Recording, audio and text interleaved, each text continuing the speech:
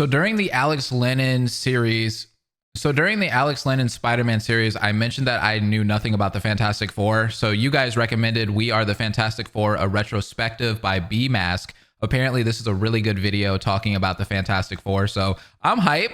I'm super curious to see what's going on in the Fantastic Four universe. I did see the old Fantastic Four movie with Jessica Alba in it, like the one that came out a long time ago. I had it on DVD. I remember my mom bought it from like Hollywood Videos, like in a bargain bin, like a long time ago. And we didn't have cable back then. So I would just watch like a bunch of old crappy movies, and that movie was in there. And I thought the movie was good. Now, I don't know what the critics say about it, but I felt like the movie was really awesome. It was fun to me. I was younger back then. Let me know how you guys feel about the movie personally, but I thought it was a good movie. Before we jump into this video, I just wanted to go ahead and shout out B-Mask for creating this video. All of his links will be in the description down below. Please check out his channel, support him, and hit the like button for me if you enjoyed this video. I would truly appreciate it. Let's jump into it. The Fantastic Four retrospective. Conditions are right tonight. Let's go. Four adventurers stole an experimental rocket in the pursuit of scientific discovery, only to be bombarded. I love this narration already. We need to go back a little bit because that took me aback. I was taken aback a little bit. I was like, wait, hold on. This narration's kind of fire. I like his voice. Adventurers stole an experimental rocket in the pursuit of scientific discovery, only to be bombarded with cosmic rays and crash land back on Earth. Mondays, eh? But this was far from the end. By some miracle they survived, the rays giving each of them superpowers. Reed Richards, able to stretch his body like elastic. Sue Storm, granted the power to turn invisible. Johnny Storm, her brother, could set himself aflame without harm. Ben... I didn't know Invisible Girl and Human Torch were related. All right, I know nothing about the Fantastic Four. the power to turn invisible. Johnny Storm, her brother, could... I always get exposed every time we watch these freaking comic book videos, I swear. Set himself aflame without harm. Ben Grimm, given super strength and a skin of rock. We've changed. That's a cool power in my opinion. I think the Thing is the coolest one out of all of them. All of us. Together, we have more power than any humans have ever possessed. Hey, you don't have to make a speech, big shot. We gotta use that power to help mankind, right? Right, Ben. Right. I'm calling myself the Human Torch, and I'm with you all the way. Same goes That's a cool name. the Invisible Girl. There's only one still missing. Ben? I ain't Ben anymore. I'm what Susan called me. The Thing. And I'll call myself Mr. Fantastic. And so was born the Fantastic Four! Yay! Yay! I will say the fan dubbing, A+. Y'all did amazing already. Hey, where'd everybody go? I'm that guy, okay? Let's keep it real. The names for all the characters kind of sucks. It's pretty vanilla. The one person you know who likes, loves the Fantastic Four. And I get it, the word vanilla gets thrown around a lot. But I just said it. Oh no, I'm sorry. So not true. They're really good and stuff. They're funny and interesting and like, they're fantastic folks to know. In the comics. Everything else sucks. What the hell is this? This is terrible. Oh God. The Thing looks scary. That is nightmare fuel. Actually, Human Torch is scarier looking. I don't know what the hell that is. These guys have had nothing but bad exposure. So much so they've kind of become a bit of a joke. I heard that last movie was really bad. Like terribly bad. But the worst thing for me, the absolute worst thing, is when I see folks go, well, no surprise that failed, eh? They're outdated, they're stupid, they're a bunch of goofballs. The FF have always sucked. Oof. My heart. People don't realise how important the FF are, or how good their stories have been, how their success still affects us. Without them, there's no Spider-Man, no Iron Man, no Avengers, no Stan the Man, no King Kirby. There's no Marvel as we know them. There's no Marvel? comics as we know them today. So like, yeah, think on that while you put on your spider jammies after having used your Hulk bath scrub. Is that real? Yeah, of course. I think it's time No we way. reminded ourselves who the Fantastic Four really are, and how they changed comics forever. This is a journey unlike any other, into the life and times of Marvel's first family, their world, their friends, their adventures, straight from the pages of comics history. Face front, true believers. We're gonna you're gonna see a lot of mad stuff, I guess. I don't know, I'm a bit too excited, I'm sorry. Can't help it. I love it. Right. Okay. I'm excited for you. Myself. This is it's been 2 years trying to make this, so I gotta really think. It's a lot to cover. But don't worry, I'll try to keep it simple. Hello! I'm sorry, what?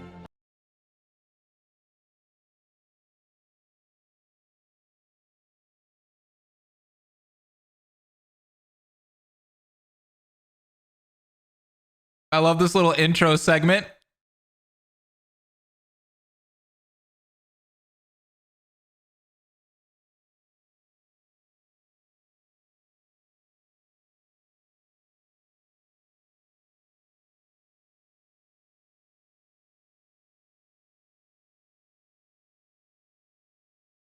This music is hitting. There's a lot happening here, though.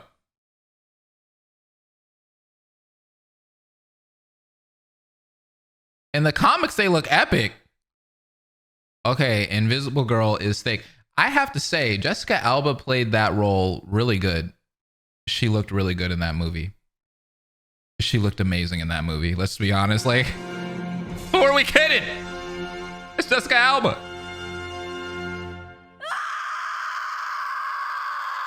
By the 1950s, timely comics were done with superheroes. World War II had been big for the genre, with people eager to read about patriotic supermen heading into battle, like Captain America, Miss America, the Destroyer, and oh, hey, hello you. When the war eventually ended, people lost interest, and as Timely rebranded itself to Atlas Comics, they tried to find something, anything, that would replace them. Horror comics, monster comics, strange comics, sci-fi comics, mystery comics, cowboy comics, romance comics, cowboy romance comics. That's a lot of comics. Actually. Their rivals at DC, on the other hand, never stopped making superhero stories, having erstwhile hit their stride with a new team of heroes, the Justice League. Erstwhile?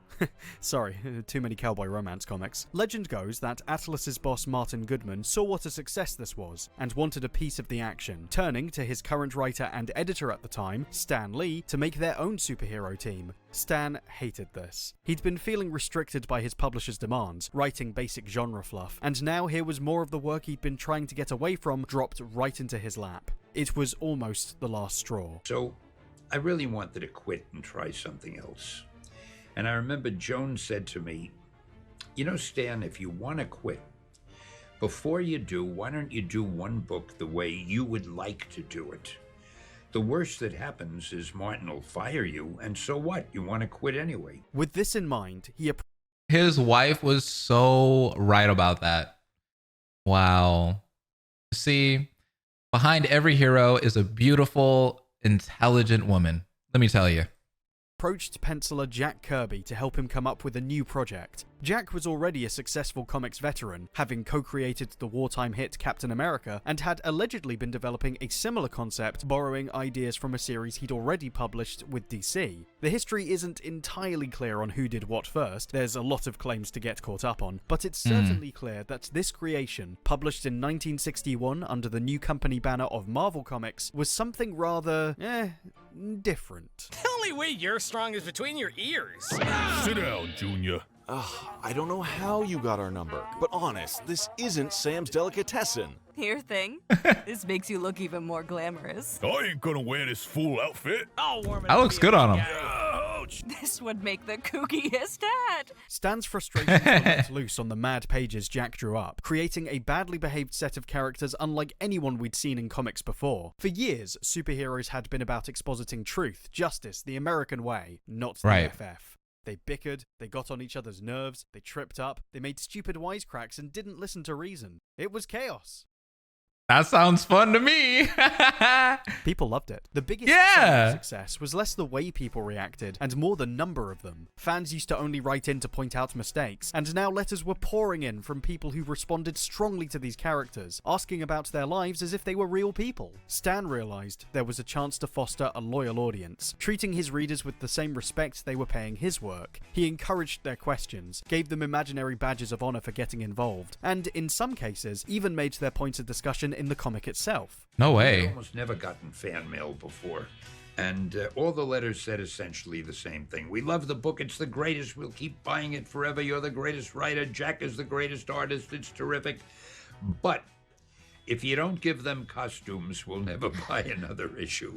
Kirby's art made a huge splash with a new generation of kids in an emerging counterculture, and would evolve into a bold, vibrant style that reshaped the view of comics in America, creating a host of new characters that populated a thriving universe. The two men became equally involved in the storytelling process, forming a new type of collaboration dubbed the Marvel Method, and cemented their places in comics history. These ideas were extremely refreshing at the time, no longer simply superhero stories, but reflections of us, the changing social landscape, and it even seemed to benefit from the non-superhero comics they'd been writing to that point. The Hulk was a Frankenstein Mr. Hyde mashup created.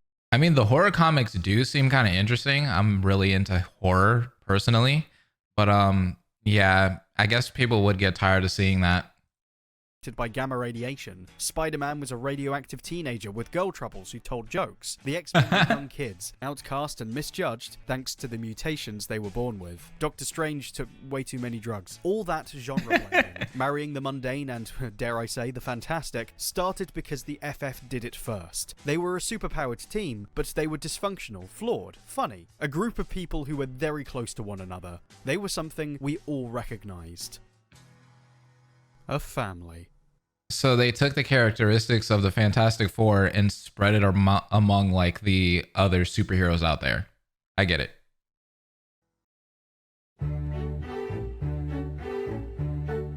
Family.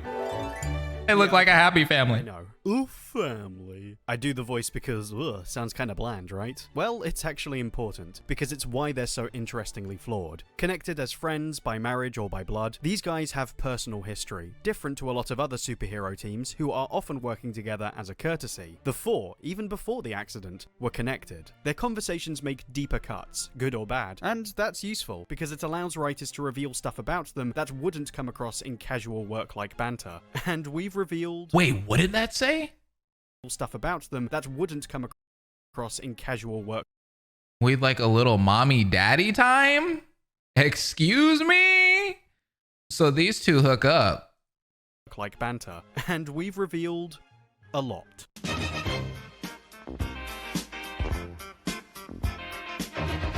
Meet Mr. Fantastic. Wow. He's the team leader, who makes all their gadgets, plans their missions, and has incredible stretching powers that can be put to use in all sorts of wacky ways, or sometimes just look real gross.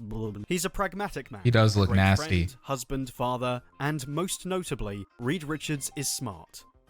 Stupidly smart. We are, Jeez. in fact, extending the chronostellar energy generated by our internal manifold around our ship. By cutting and pasting a swath of our time into another, we can travel to a place where time is in such an inchoate state. I concluded that the best way to gather information from the Leviaverse was to bioengineer a self-sustaining dimensional problem that could cover ingested matter into fuel. And here, take a look at this computer-generated model of the molecular structure of the paper in these pamphlets. My team should have my anti-galactus suit prepped in just a few more minutes. Holy crap.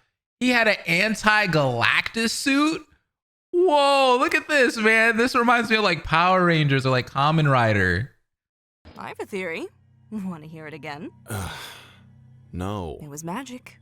Magic, magic, magic. I don't believe in magic. Magic!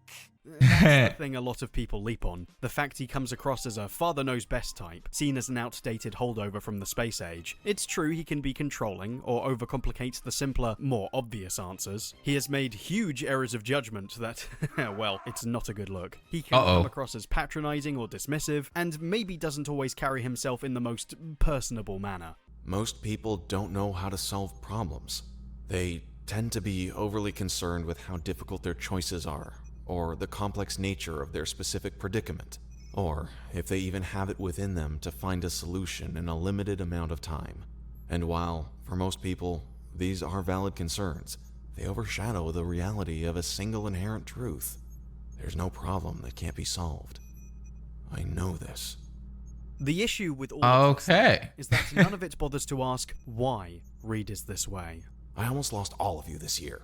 I made some choices that directly led to the deaths of some of our friends. What? Tore this world to pieces. And for the life of me, I don't know where it went wrong. Yes, this has to be handled now. Reed's belief in truth is why he's so self-critical, and so driven to be correct. He knows every choice comes with unintended consequences. The last time he listened to his ego and not the facts, his entire family was affected, and he is desperate not to let that happen again. This is where his distractedness comes from. No matter how smart people think he might already be, he's always trying to stretch his understanding to find the best answer to solve humanity's problems. And it's telling that, to him, the only logical option is to... So is there going to be a lot of like universe hopping in this? You know what I mean? Like, are we going to be going into other universes and dealing with time and such, since he's such a scientific guy? use these powers to save lives. I know this is a terrible thing I'm asking. We've all had a taste of what it might have been like had we never become the Fantastic Four. But we are the Fantastic Four, and that means we have responsibilities. That's why the team are so willing to follow him. They know he'll eventually have the right answer, and he'll have figured it out for the right reasons. You said you couldn't predict the actions of groups, only individuals. Right. Below a certain threshold, the acts of individuals, no matter how grand, cancel out. So, what's the number? How few people do you need before you can change the world? 4. There it is. Here. Now. Sue! Show you why you don't want a woman in your little club. I want vengeance! I got her! You got shit! I know. This is not how you plan things to go. Wrong battle, wrong world, wrong lady. On your feet all. She actually seems like a really good woman hero. Like, I like this. This is good. I like her attitude. I like her personality already. Man, everyone still needs saving. Okay. Sue Richards is a force of nature. You think her power's just a game of peekaboo? Wrong. Sue's powers go beyond simply turning invisible. She can create force fields, projections, turn other people invisible. She can turn your eyes invisible. The woman's a tank, always discovering new depths to her abilities, and not afraid to cut through the guff. Wow. Try attacking me while we're talking. Let's have a look at your chest cavity. I'd have lost that bet. You do have a heart. A man as smart as you surely knows what would happen if I used a force field to block your 3 main coronary arteries. Nervous? He fainted. Where'd you learn that stuff? Bro. She is amazing. I don't know. I think I saw it on Grey's Anatomy. Alright, Not Grey's Anatomy. Sue's tough, Oh. but she cares. I think I saw it on Grey's Anatomy. Alright, I won't overdo it. Sue's tough, but she cares. Having practically raised her kid brother Johnny alone since she was a teenager, she's very familiar with protecting others and shouldering major responsibilities, qualities that make her the ultimate mom. Reed's attention is always on the mechanics to arrive to a solution, so Sue takes on the practical, immediate approaches her husband often can't, across the entire household. Why are you cutting off the crusts? Have you seen how many kids we have running around here? Almost all the children prefer them crust-free. Except, well, Val. I'm shocked. Yeah, she says there's no difference between the crust and the insides, and that exclusion is a waste of time. Then Reed always says, not necessarily. I agree with her. She's smart on that end. That's why I always eat the crust. What's the point? Why put in all that extra work and time when it's literally just bread? And that exclusion is a waste of time. Then Reed always says, not necessarily. Consider the fact that a person is the same 5 minutes before they are dead and 5 minutes after they are dead. Then Val always says, exactly. And on it goes. Crust or no crust? No crust. It's a lot to deal with, sure. And she gets frustrated, getting even or lashing out. Remember this outfit? Oh gosh. She's thought about a solo career or being in the army. Huh? I'm gonna be doing a lot of rewinding on this one.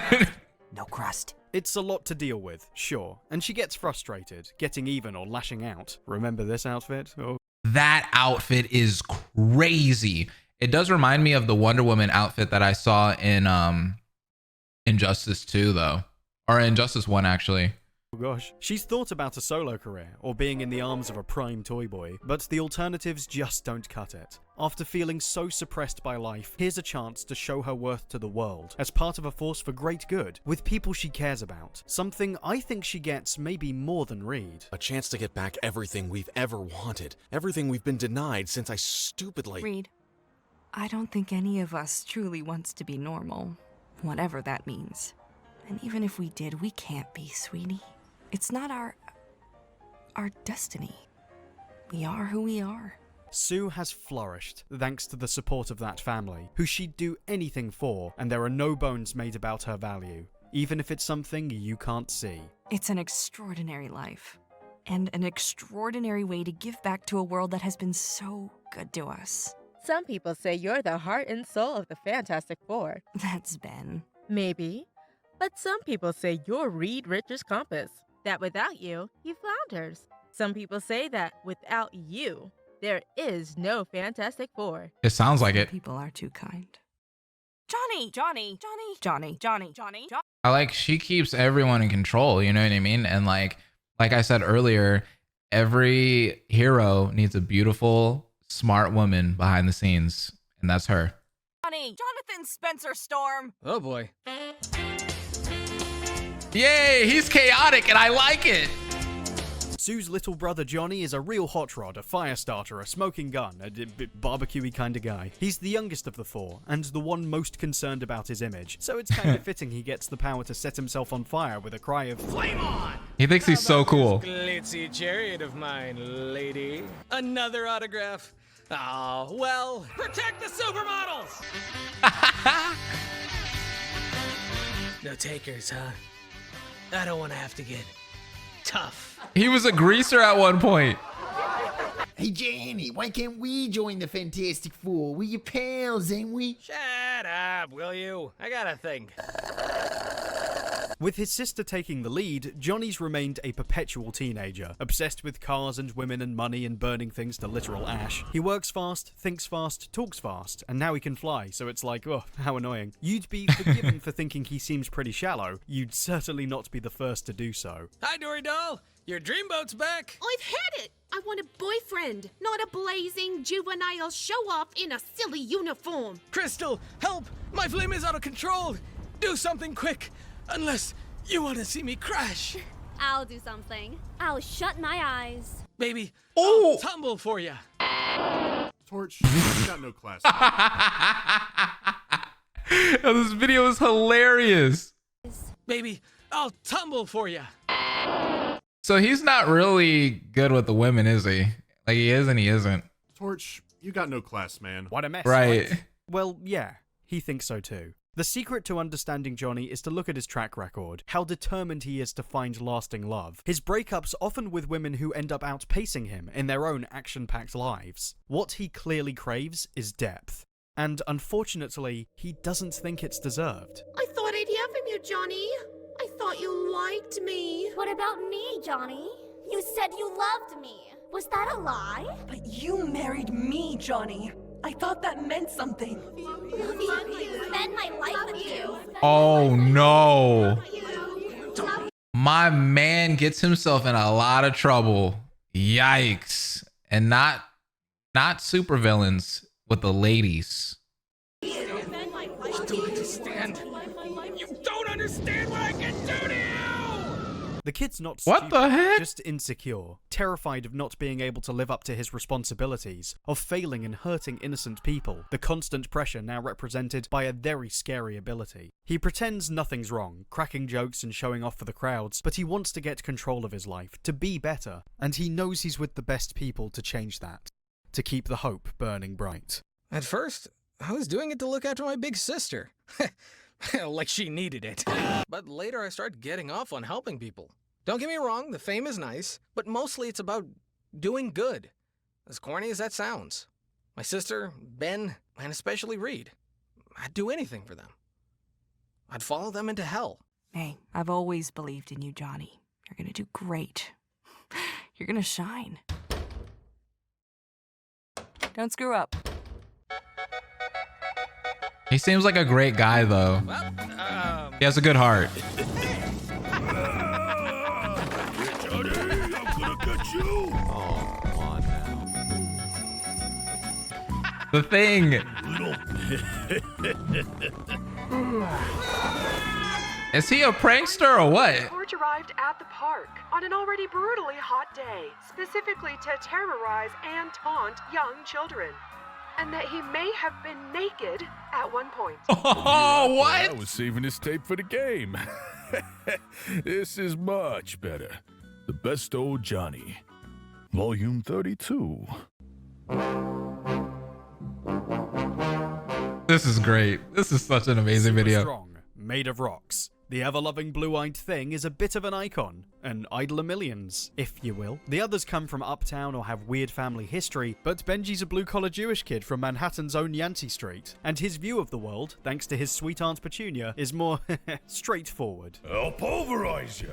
What in the name of Aunt Petunia? Sheesh. Ah, what a revolting development this is.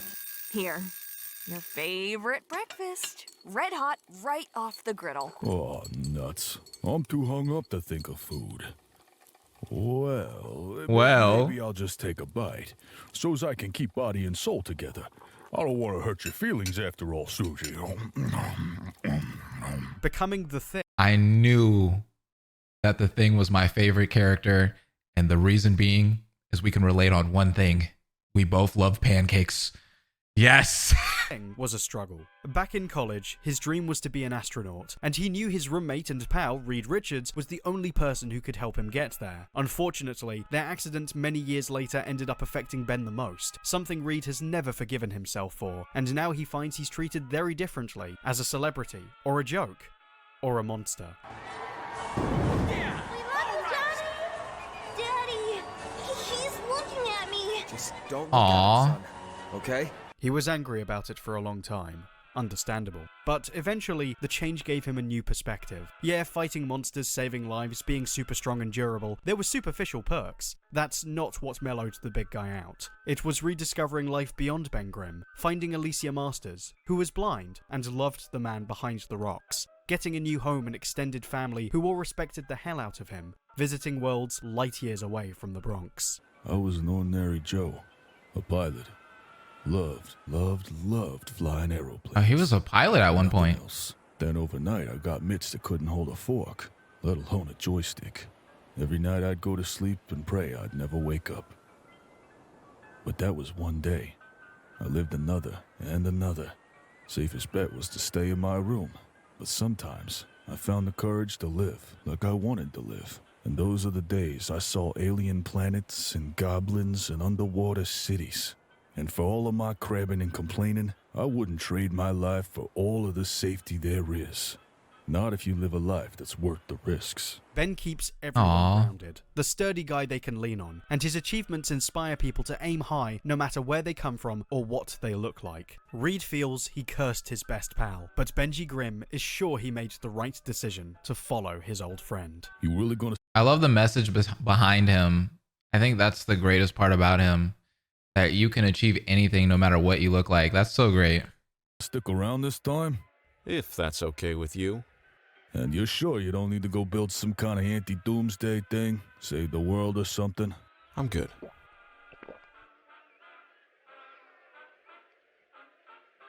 Yeah, I've missed you too, Stretch. The family dynamic balances their baggage nicely. You get different combos of characters that complement each other, even when they're at odds, everything they do and are commenting on each other's existence. The same can be said of their powers, which reflect their personalities. The impatient guy sets alight, the dependable one's made of rock, the secret MVP turns invisible, and the smart multitasker stretches himself in all sorts of directions. People have correlated their powers to the 4 elements. Oh, and true. It's true of their personalities too. Components that work fine alone, but together form a complete unit. It's a good metaphor. Another key to the city. Hey, if we ever find the door to the city, we're in. And that's it, right? They didn't team up because they had superpowers. They did it on the back of a shared love of adventure, discovery, answering important questions for the sake of bettering their fellow man and all that jazz. Fighting villains and wearing costumes was what came with the territory, but it's that naked love of adventure and each other, the rough and tumble, raw personalities that come with, which makes them so much fun to be around. The FF are a family, and in many ways that makes them perfect representatives of this rare opportunity to expand humanity's frontiers, emissaries of the connections that make life so worth living. And to anyone who... I love this because I think that's what I really like about the Avengers. Like if you ever watched the past Avengers movie, the recent ones, the live action ones, you feel like you're part of a family, like watching them, you know what I mean? They're like bickering, like Tony Stark is bickering with people, and they just seem so connected, you know? And it sounds like the Fantastic Four is kind of similar, and I really love that.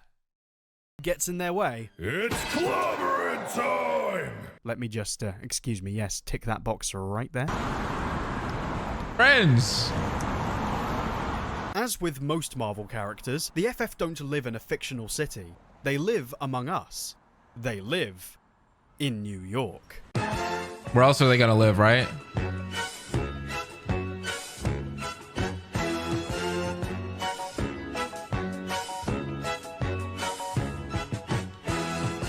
The Four's home is the Baxter Building, right in the heart of Manhattan, and having superpowers hasn't stopped them from experiencing all the stress of city life. They got caught in traffic, their neighbors complained, they went bankrupt and had to take on new jobs. There was always some kind of red tape to deal with, even had to hire an official mailman to deliver the mountain of letters they were getting. Oh, nice. Starving. Blasted wise guys. I bet it was that crummy Yancey Street gang. You yellow-bellied Yancey Street yahoos. Yeah, Ben's old neighborhood still gives... The dialogue is so fun for the Fantastic Four, though. And they did so good with this fan dub, even including sound effects into the editing. That's beautiful. Them a hard time, and they aren't alone. Not having secret identities and a high profile means they're open to be scrutinized by public gossip, like any celebrity. It doesn't sound ideal, but the FF made this choice. They want to live normal, well, relatively normal lives, like anyone else, and share their experiences. It's all about building a community, an interest that propelled the scope of Marvel Comics. Other heroes hid behind secret identities or kept private, in a world where being born with abnormal powers was treated with distrust and bigotry. Looking to resolve that, the Four tried to bridge the gap, making their home an open research center and museum for anyone to visit, funded by their own line of merchandise, including comics. How about that? Superheroes and civilians alike come and go freely from the plaza, and the Four can be seen hobnobbing with the great and good, whether it's swapping notes on radical scientific discoveries or enjoying a night out on the town. You want a real party though, you go to Benji. Line them up, boys. All chips on red. The guy has a natural rapport with the other heroes, and it's led to him joining a bunch of different teams. Oh, really? When he's not wrestling with his rival, the Hulk. So, what can you bench? Hulk smash bench. Kinda got a theme there, huh? Perhaps their most lasting relationship has been with another friend. That's a cool rivalry. Spidey met them at the start of his own superhero career, and in typical Parker fashion, completely misunderstood what they were about. I tried to join the team once, back when I was a kid. I broke into the Baxter Building and took them all on. Really showing them my stuff, you know? When they finally caught me, I asked them how much they paid their members. I knew it. That kook's got rocks in his head. Afraid you made a mistake, Spider-Man. We're a non-profit organization. We pay no salaries or bonuses. Any profit we make goes into scientific research. You came to the wrong place, pal. This isn't General Motors. I'm so embarrassed. Peter did eventually earn their trust and Hey, yo, like Spider-Man needed that cash though, man. He needed to pay rent. He needed to help his aunt. He needed to help himself, bro. It was a valid question. Became one of their closest friends, even leading his own FF, which, well, that's a whole other story. It's mostly Johnny he hangs out with, both being around the same age, and they have a friendship that blends like oil and water. How do you do it? Do what? Don't mock. I'm new to this. You've had years of experience at it. What are you talking about? Come on, the public has hated you for years. Tell me how you get through the day as a complete loser. How did you live this long? Yes. Dude, when we saw the little section, the compilation of Johnny, I was like, man, he reminds me of Peter. like so much. Like I was like, they could be really good friends, kind of. And here it is, like they're actually bickering with each other, and I bet you their banter is just so fun to see. Hey, I can barely hear you. Are you there? Yes. Good. What's taking you so long? Hurry up. Oh, did you remember to get the chips? Thanks. To-do list. Kill Johnny Storm. Dispose of body. Collect insurance. See you around, Spidey. See you, Ben. See you, Mr. Fantastic. See you, Sue. Get bent, Johnny. The FF's quest for knowledge has taken them well outside of New York too, and it's on those quests that they shaped out the basic understanding of the Marvel Universe as we know it today. They went to space, they explored hidden cities, they went back in time. Ben is legit Blackbeard. This is canon, yo. And they even I figured they would go in back in time. Dimensions, here we go. Effort to build rather than destroy, and in doing that, they essentially built their family out too. Sweet Christmas, you wouldn't believe some of the stuff we went through. I love those guys. Anytime they need me, I'm there. I did get paid though. Who is that? Business is business. You know what I'm saying? They discovered the mysterious land of Atalan, populated by a superpowered race known as the Inhumans, rejected alien experiments on mankind. Their leader, Black Bolt, and his wife, Medusa, have become firm friends of the Four, and members of their royal family would go on to join the team's adventures, including the young Crystal, a brash, peppy girl with elemental powers, and Lockjaw, who can teleport and who isn't a dog. Imperious Rex! An encounter with wartime hero Namor the Submariner, a half-human, half-merman prince, brought the world of Atlantis back to the MU, and had the Monarch forever tied to the team from then on. Fish people, fish people, fish people, fish people. His arrogant infatuation with Sue... I was going to say, who is the Black Bolt? Because I feel like I've heard of the Black Bolt before. Is he part of like the Inhumans or something like that? I don't know. Richards is a bit worrying, to say the least, the novelty being that she returned his interest, which has been a source of tension for years. What? Try to get her to leave you. She will not. You need to dedicate every part of your day to her and your children. Every day. I do.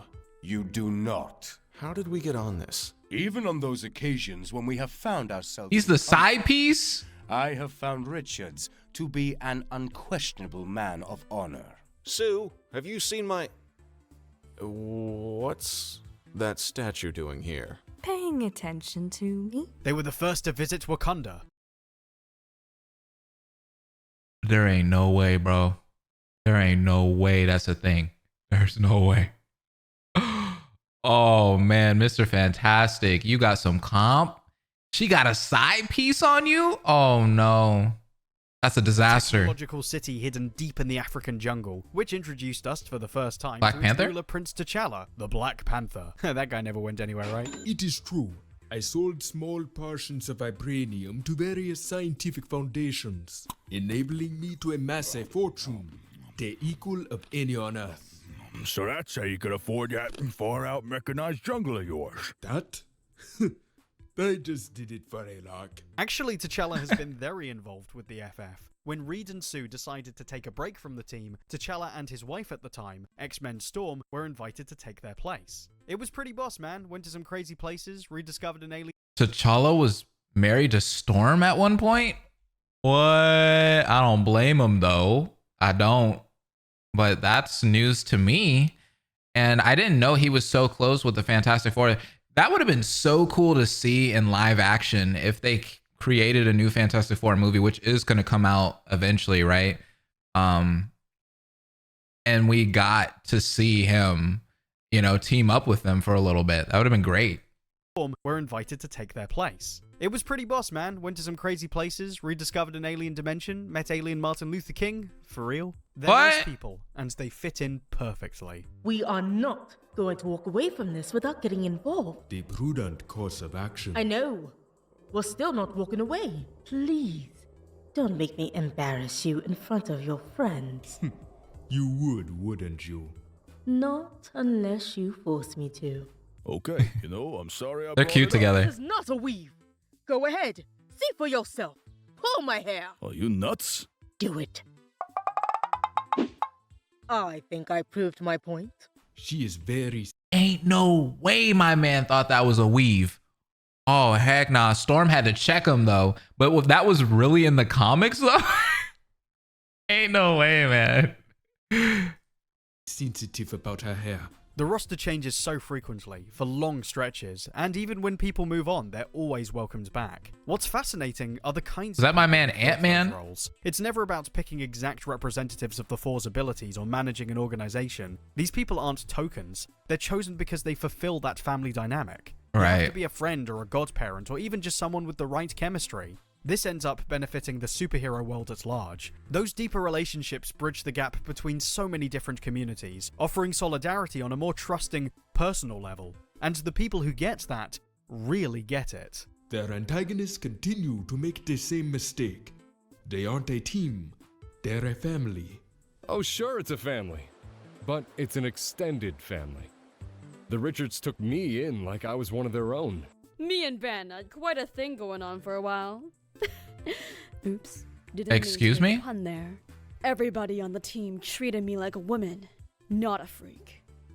You couldn't ask for better friends. But not everyone is so... Blah, blah, blah. Impossible Man. Oh god, the cringe. They call me the Impossible Man. And now that I know what these video essay things are, I'm going to make one about me. I come from the planet Pop-Up, and we Pop-Upians can turn ourselves into anything, just by thinking about it. Each of us contains the entirety of our population in our DNA. Note to self, bring back entire race. Aha, I have it.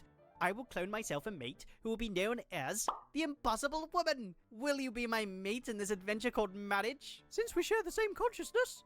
Yes, I sure understand Earth women. Bye, son. Be a good boy. Sometimes I hate myself. Sometimes I hate myself and everything's going.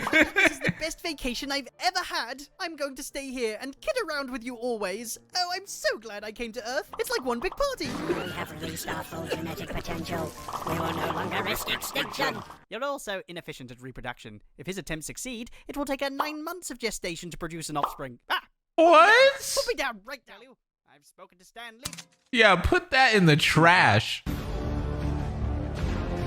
What the actual is that Powerpuff Girls?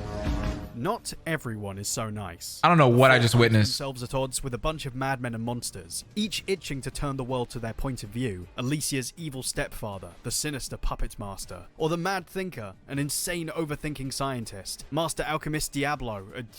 Some are poor wretches like the Molecule Man, who didn't want the powers they were given, while others like Ulysses Claw are pretty stoked about being a bad guy. South African, or might check me, or made a pure sound, yeah? Sorry, not sorry. Their first adversary was the Mole Man, a wretched professor rejected by society who rules over monsters living underground, an example of what the team could have become with a different attitude. There are those who are jealous of the Four, and it's led to a lot of pretenders over the years desperate to recreate their success. Russian I don't know if I'm feeling these foes though, these enemies, these villains. I don't know if I'm feeling them.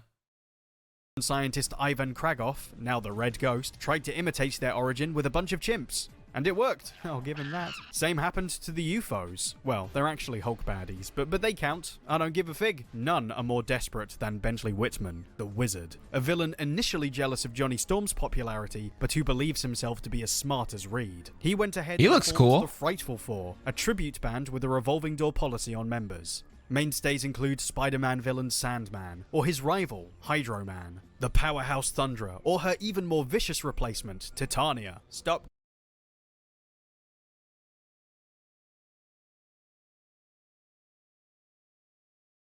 Excuse me? Hydro Man, the powerhouse Thunderer, or her even more vicious Dear Lord.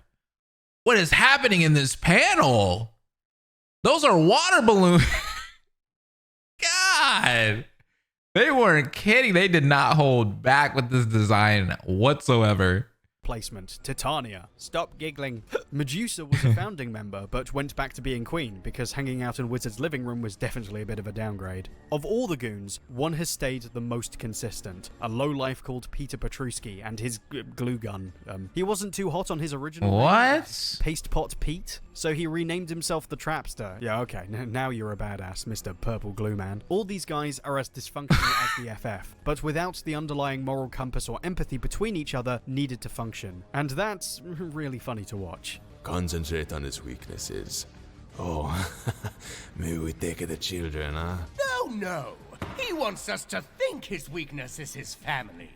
Unless he knows we know that, and then he's showing to us precisely where he's weak. But by showing us, he's letting us know that this isn't a weakness at all. 2 women He really is overthinking. Solomon and claimed a child as their own. He proposed they cut the baby in half, giving 1 part to each mother. What? So, let's do that. Let's cut all the babies in half. The 4 space travels also drew on the unwanted attention of interdimensional and extraterrestrial beings across space and time. They found some creepy warlords living in a dimension called the Negative Zone, like Blastar, or more famously, the hive-minded insect Annihilus and his cosmic rod. They met an evil descendant of Reeds from the future, living as a pharaoh in the past, long before Stargate, who traveled to... Okay, some of these designs are kind of fire for these villains, man. I like the Pharaoh. The present, and ended up becoming one of the Avengers' major villains. Whole alien races stepped up to bat to mess with them, including the Shi'ar, the Kree, those dodgy guys who made the Inhumans. Yeah, they look None cool. Are more memorable than the Skrulls.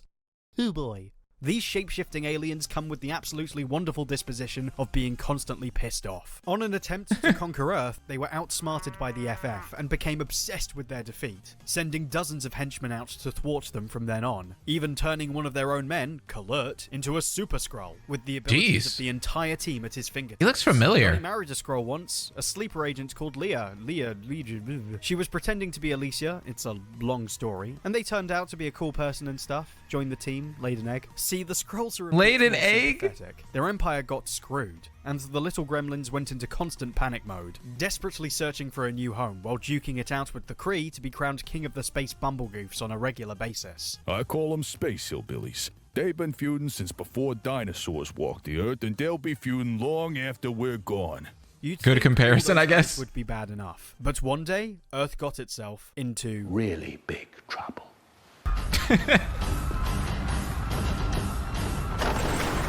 Oh, the Silver Surfer, right? I thought the Silver Surfer was good. My journey is ended. This planet shall sustain me until it has This is Galactus? been drained of all elemental life. So speaks Galactus.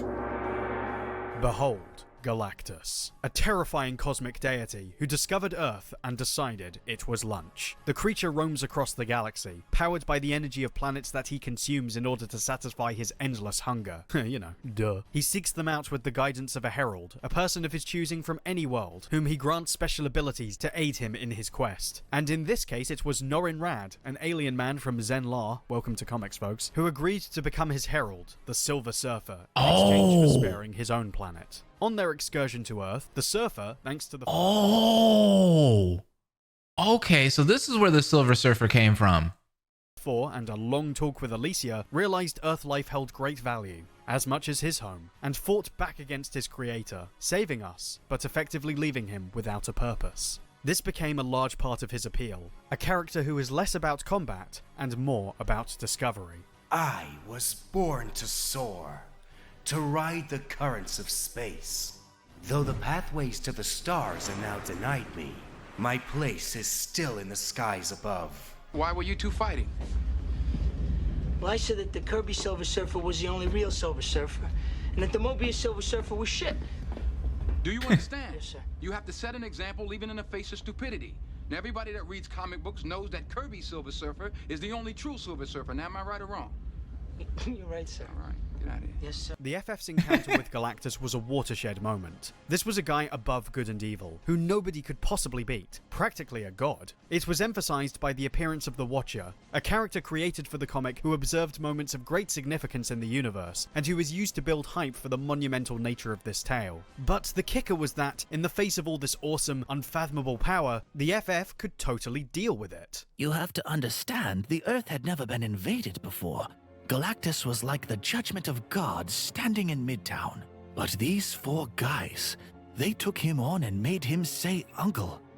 They saved us all, and they stayed regular people. Always a good morning, Willie. How you doing, Willie? Good people. A real family. I think that's everyone. Terax, Abraxas, the Enclave, Overmind, Nicholas Scratch, Aisha, Texas Twister. We're missing Wow, that's a lot of villains. No? I don't think so. Dr. Doom? Yeah, I heard the Silver Surfer was really good. I should read those comics. Marvel's poster villain, the Big Boy. Doctor Doom is considered one of comics' most iconic bad guys, not just for Marvel, but for all time. He's not oblivious to his incredibly on-the-nose name. I think Doom embraced it as a way of accepting that maybe life would never turn out the way he wanted.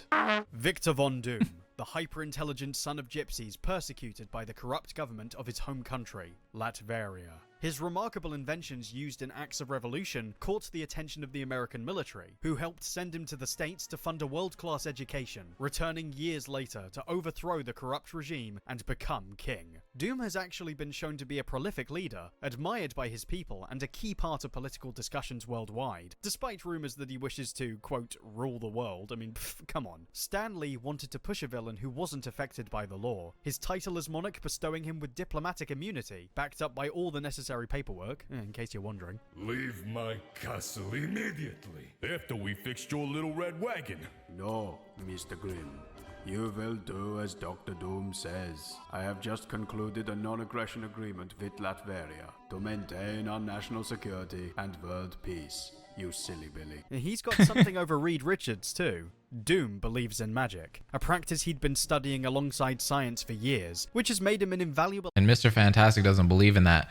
I always thought Dr. Doom was just some metal man that was mad. I don't know. I thought he was just like a mad scientist or something. But this is more interesting. I like this. Ally to some powerful key figures. Could be a cool guy, could be a hero, but he has a fatal flaw. His ego. What of the evil mutant Magneto Master? I have read that his power rivals even yours. Rivals. No one rivals Doom. No one. Doom is supreme. There is no power on Earth, no intellect in all creation to equal mine.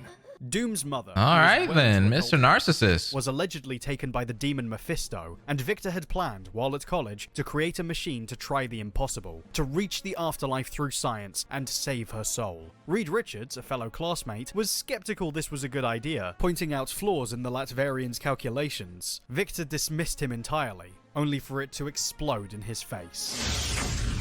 Oh. Ugly, my face is horrible. This is how he made the suit. No other eyes must gaze upon it. The extent of the damage was actually minimal, but this imperfection, amplified by the realization that he didn't like that himself to be smarter, that Victor was no longer special, was all he needed to immediately renounce everything good he could become. From then on, his life would be colored by one word: Doom. This self-destructiveness is why he's a villain rather than a hero, and why he feels the need to oppose Reed's family at every turn. While the four share new technology freely from their open home, Doom offers table scraps to his people from a well-guarded castle. While the four encourage an open community, Doom enforces a regime that keeps his people in line. And while the four enjoy the company of their family, Doom, outside of a myriad of servants and robots, or reflections of his own image, lives alone. He has become more and more fragile as the decades roll by. Now, I feel bad for the guy. He's just been alone this whole time. I mean, I feel bad that he had to exile himself because of an imperfection. That's unfortunate. Hey, but he got a cool mask and suit. Unreachable from his emotionless mask of iron. Doom needs no one. It's his vulnerability that's always been most interesting. Yeah, he's a badass and whatever, but that's not enough. What makes him so impressive is what makes him so tragic. Here, let me show you a thing. In a story called Secret Wars, several heroes and villains were placed on an alien planet and forced to fight each other by an almighty cosmic entity known as the Beyonder. Doom was the only one who sidestepped the issue, instead plotting to steal the entity's power for himself. And no matter what the Beyonder threw at him, he would not back down. Look at this. Doom, screaming in defiance at a godlike being, no doubts in his face. But beneath his armor, torn threads reveal his battered, mortal body. Doom fools the world into thinking he was more than a man, because he himself believes it. It's that defiance in the face of reality and the people who know better that makes Doom someone we, in some small way, can kind of admire. But it's the four that define the truth. A lot of people have tried to act like Doom works without the FF's existence, but it doesn't fly. It is precisely because Reed exists that Victor chooses to be Doom. Two men so alike, yet trying so hard to oppose each other's principles, with Victor determined to prove at any cost that not everybody has to live like Reed. Richards is a dolt. His reckless adventuring and constant interference in my and many other countries' internal affairs has destabilized the political balance of the entire world. The day will come when that world will beg me to contain Richards' evil for them. Perhaps I will answer that call. Until that day, ask yourself why Richards has failed to cure the pathetic condition of his best friend Ben Grimm. This interview is over. Doom has spoken. Ah, shut up. Their enemies always stay the same, unwilling to accept their flaws can be dealt with, and the FF, since the beginning, have been open to change, and how the future of their team, and indeed their family, can evolve, starting with their own children. Franklin Richards appears to be a I still feel like I can relate to the Fantastic Four a lot more than Dr. Doom. normal little boy, and in spite of being surrounded by so much intense genius, he's never stopped being that way. He makes up for this in his extreme untapped potential, having been born with metahuman abilities that, well, where do you want me to start? He brings a healthy dose of innocence to the team, the only one who doesn't have a pre-existing notion of a normal life, and who solves problems at face value. That colours a lot of the stuff he does with those phenomenal cosmic powers. Entire series have been born on the back of that, but that innocence probably makes him right to be the protector of the Marvel Universe itself. No pressure, mate. I got stuck in hell for like ever, and there were monsters, and I was pretty sure they were going to eat me, but I got out. Franklin. Then my mom caught on fire, and my dad took over the whole country, and the government took away all my dad's money, and Galactus threw mom and dad off the roof, and said he's gonna kill, like, all of us. What a story. Oh, kids. They just say the darndest things. Valeria Richards' history is a little more complex. Sue had, years ago, miscarried a second child. Franklin was hurt by the idea of losing a sibling he never knew, so his reality-altering powers took the potential baby away to be born in another universe, where Reed had died and Sue had the child by a reformed Dr. Doom. Oh dear. This was the fully grown teenager that then arrived in our universe as Marvel Girl. You creeps think you're tough? Trust me, you don't know the meaning of those words. I've never heard of her. Not at all. I'm just the person to teach it to you. Who wants the first lesson? She represented a troubling future, but eventually was accepted by her parents. Wait, did she have a Doom suit? What was up with that? Who wants the first lesson? She represented a troubling future, but eventually was accepted by her parents. And as it so happens, she, through Franklin, sacrificed herself to be born again in this universe. As you do. This proved pretty complicated for poor Sue, the cosmic pregnancy being a bit and unfortunately required a house call from a doctor who, well, you know. It had grim implications that would be paid off, but it's worth noting that it essentially Dr. Doom made came? Doom part of the family. Reed! What? I don't know how he did it. I don't know either, love. And I don't care. Your gratitude is overwhelming, Richards. But I will receive some measure of satisfaction from naming the girl. No, you... Yes, you will, Reed. I agreed to it. She agreed because Susan at least knows that I am a man of honor and style. I would not be so crass as to name the child Duma, for instance. No. She shall be called Valeria. I place you under my royal protection, little Valeria. If anyone is ever foolish enough to strike at you, they will deal with me. So Reed had to believe in magic now, right? Because that's obviously how Dr. Doom was able to, you know, continue on with this pregnancy and have that baby for them. And he worked his miracle. And he got to name the baby. He's the godfather. Enjoy your family, Richards. And remember every time you look at your wife and daughter, that Doom saved them both. when once before you could not. That's terrible. Valeria herself has always been an interesting character, either as a snappy bubblegum rockstar hero or a super intelligent, precocious child. But at her core, she has always had one brilliant character trait that is both a joy and concern for her family, always being way out of her depth. Take us to your father, young lady. No, I can't do that. Excuse me? So sorry, but it says right here in the papers we were served. Blah, blah, blah, meeting with a representative of Norman Osborn, blah, singular one. You wrote the rules, mister. Don't you think you ought to play by them? She's a smartass and it's great. Gross. Perhaps she gets that from Doom, who continued to play a vital role in her development, now connected to the team as an unwanted uncle. This expanded family hasn't ever stopped growing. In fact, it became a new mission of the FF to take not only their children, but the best and brightest, including some former enemies, and give them another chance as part of a late development they dubbed the Future Foundation. This was absolutely the step in the right direction the team needed, and I think it's a great representation of their constant attempts. It's kind of like the to X-Men. provide for the future rather than ruminate on the past.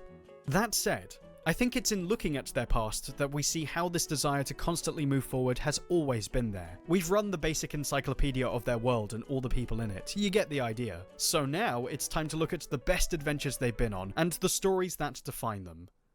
4 of their best runs. I'm excited. I haven't got the trappings of a circus, but there in my mind is a very active and bright and colorful place that's as good as any circus that I've ever seen.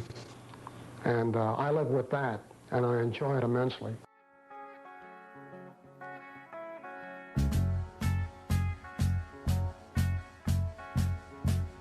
We've covered some of this, but it's worth expanding on how special the original run of the FF was. It's also nuts.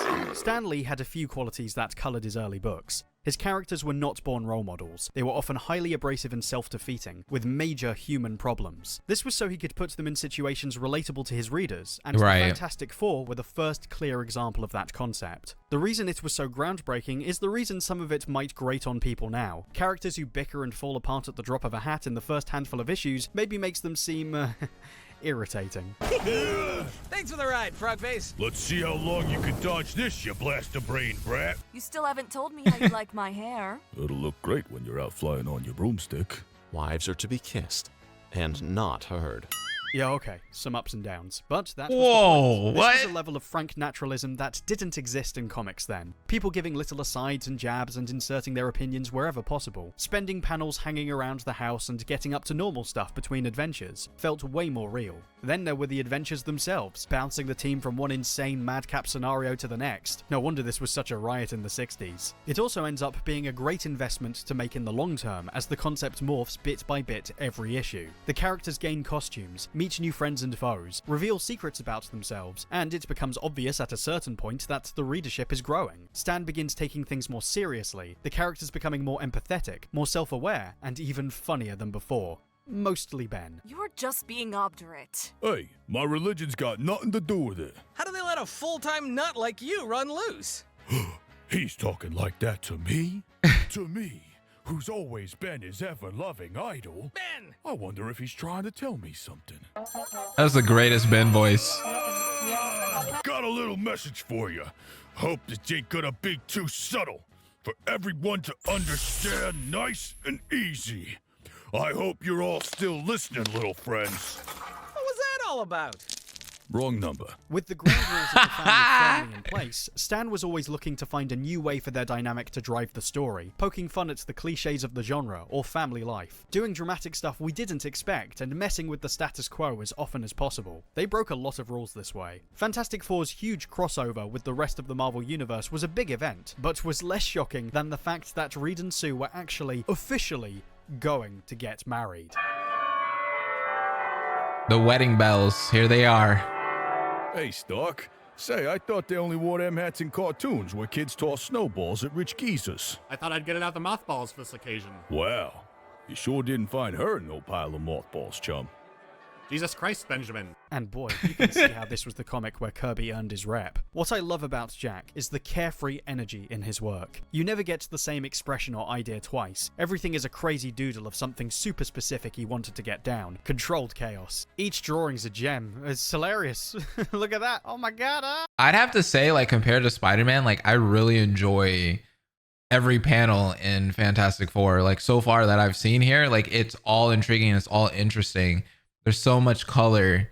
Like, the designs are just out of this world. The blunt worldview of his style is incredibly accessible. Uncomplicated fantasy expressed in uncomplicated ways. A striking artistic statement in its own right. These abstract backgrounds he created to represent alternate dimensions, all done Beautiful. by photocopying mundane objects and newspaper clippings. Galactus Wow. and Silver Surfer are meant to be fanciful interpretations of his own religious beliefs. The guy's an almighty figure with a herald. He comes down to Earth and he walks around with a big G on his chest. Come on. Why do you think Benji's Jewish? Mazel tov. That makes it even more impressive as his style strides towards what we're more familiar with in the latter half of the run, the bolder, resonant look that would go on to benefit his work elsewhere, without losing the sense of humor he started with. That's all Stan had to say to Jack. Jack, show the thing holding up an old apartment building in New York and have the people cheering him on. And to knock himself out like that, with a page like that, he could have done 100 different ways, a lot simpler, you know? But that's great. Of course, they are Stan's captions, so you got to give Stan credit there. They're funny. That said, we certainly get more high-concept drama. The panels going from a lot of singles to full splash pages of expressions, just getting across emotions. Monumental tales emerge like This Man, This Monster, where a random creep finds humanity through experiencing Ben Grimm's life. How about when the Silver Surfer returned and had all his cosmic power taken by Doom? Never before has any one human being been as totally supreme, as invincibly superior as I. Dr. Doom has attained power without limit. Power enough to challenge Galactus himself. Oh no. People forget how far this run develops. Between the So Silver Surfer is like one of the most powerful heroes, right? banter and the funny squabbling, I saw stories where the characters actually regretted their actions, actually criticized themselves for their mistakes. I see them dropping Sue Storm out of the comic entirely and replacing her with Crystal, shaking up the team dynamic and having Reed apologize for underestimating her, before Sue returns and saves the entire team. Heck, I see them celebrating the announcement of Sue's first child, and I realize it's the first time I've seen Ben Grimm actually happy. I was happy. Aww. I knew you lovebirds could do it. I think you can put it down now. It's dancing time. Can't believe it. I'm gonna be an uncle. Oh my gosh, am I ready to be an uncle now? This is such a feel-good book by the time it ends. A real whiz-bang-pow comic that I hope people still bother to look at. Such an amazing run made the falling out of Jack and Stan even more tragic. And even though it wasn't the last time they would work together, it was the end of the FF's heyday. And it would take a decade or so before things really got cooking again. That makes me upset.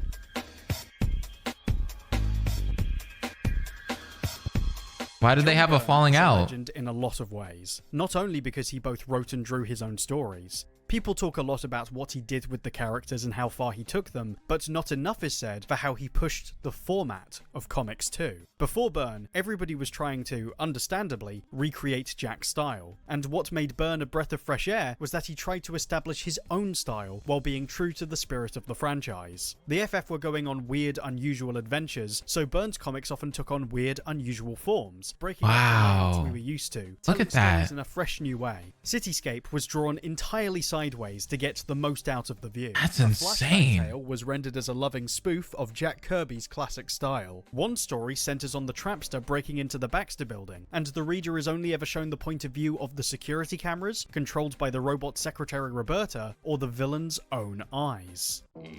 What? Maybe these elevators are equipped with the same beam locks as the lobby doors. But that looks like a regular electronic lock on that door. I was right. Great, the stairwell. I figured there'd be some other way between floors in case the power failed. Now, if I remember right, the next level should be the astral side. Who's that?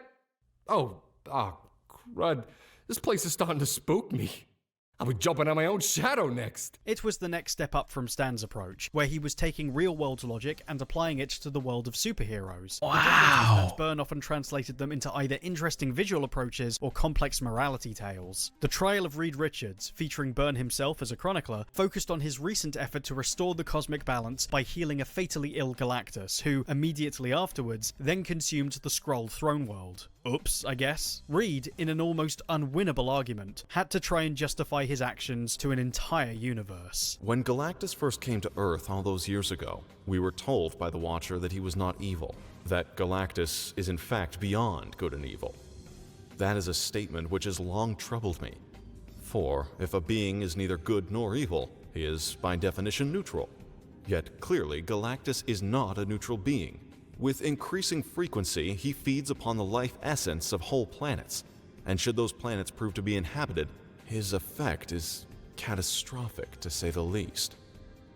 How can any rational man judge that to be neutral? Byrne also took inspiration Good from point. queer genres to flavour his stories. One of the FF annuals takes place in a picturesque farming village out of state, the realization setting in as the story continues that the place is less than normal. That this is actually a 70s horror comic, which gets even better when you realise what it's all a direct payoff to. We have noir mysteries, sci-fi epics, every story reads like an episode of The Twilight Zone, hinged No on a way. conceptual twist, which still carries the essence of adventure the original established, but all used as character studies taken from different angles. Way more confrontational. Some of it was just crazy fun too, like when he sent the team back to heck was that? 1936, or so they thought, with Nick Fury. So of course Nick decides to ditch everyone to complete his own mission.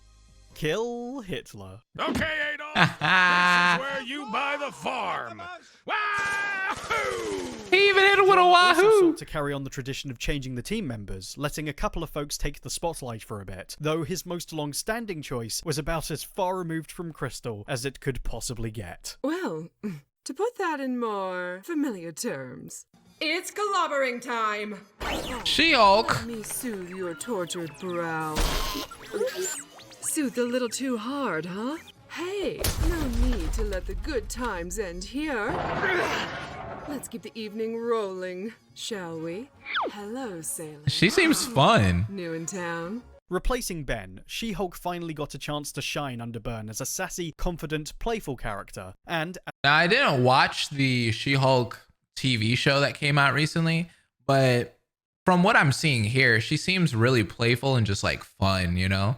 And I remember they had that like Meg Thee Stallion twerking scene that was like really infamous because I saw it all over Twitter and everybody was like so upset about it.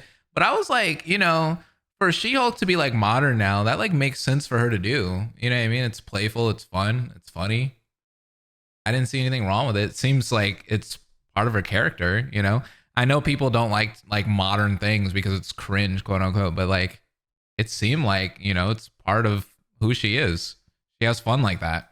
as an outsider to the fore, someone who was, underneath it all, terrified of being rejected. You could see the path early on Byrne would end up taking with his own She-Hulk series, becoming the most recognised version of her for years to come, and we gotta thank the Four for that. Lovely people. We went to other dimensions, other planets. Even as an Avenger, I've never had the chance to see so much of the universe. It was obvious Byrne was looking to give new life to the female teammates. Sue Richards was, through him, depicted as a maturing mother, and she was now more vocal about her problems and the team's issues. Eventually, this was brought to bear when the emotionally manipulative creature Psycho Man decided to make her the focus of his latest experiments. Whoa. It brought out a lot of unspoken tensions between the family, revealing many of their inner demons, and the resulting story is considered by many to be a defining moment for Sue Storm. The Psycho Man did more than twist my emotions. He forced me to look into the deepest corners of my soul. Forced me to confront who I am, what I've become. When we rocketed into the cosmic ray belt, when we gained our superpowers, we lost something. Innocence. Childlike naivete. For a long time, I've tried to go on as if we're still the same people we used to be. As if I was still the same. But I'm not. Not after all that's happened to us. Not after what Psycho Man did to me. There is no invisible girl anymore, Reed. She died when the Psycho Man twisted her soul. From now on, I am the Invisible Woman. This is the last of the greatness, unfortunately. Byrne's Fantastic Four run may have ended abruptly, but I encourage you to read this if you want a masterclass in the art of making comics. Some of it, well, makes Watchmen look like Garfield. That self-reflection scene was nice. The numbering rolls back to volume 1. Back to basics. After years of FF adventures with so many new plot intricacies and characters to keep up with, he wanted to pare it back to the main 4 and re-examine what made them tick for a modern audience. A lot of this is achieved thanks to the art of the late great Mike Waringo. His approach was to keep the fun and carefree spirit of the original, but now with a softer, rounder style, like the computer-generated cartoons that at the time were starting to become popular, to make them appealing to a new generation of readers. Having grown up with this run, sure worked for me. Wade challenged his characters emotionally, putting them somewhere out of their comfort zone and letting the sparks fly. Nobody was safe from this. My personal favourite is probably Mark's take on Galactus. Whoa. The guy has decided Sue Storm should be his next herald, and, long story short, Reed invents a device that swaps her powers with Johnny so Galactus can't find her. But this, as usual, is not enough. So if Galactus wants Sue, and now I'm Sue... Yeah, you're gonna get taken. Aw, this bites. Now the story is something else completely. Galactus heightens the invisibility power to cosmic levels, which means it doesn't just make things literally invisible, it can make the invisible visible again. It makes everything visible. Oh! The loudness. It was the presence of the bug people that overwhelmed me. Like I had super hearing for a second, but not really, because it wasn't so much a sound as a sensation. And hang on, I finally get it! Oh, dude, hats off to the Power Cosmic thing. It finally sank in what that's all about. You needed someone to recognize the invisible, so you've got me doing that on the ultimate level. It's like cosmic sight, kind of.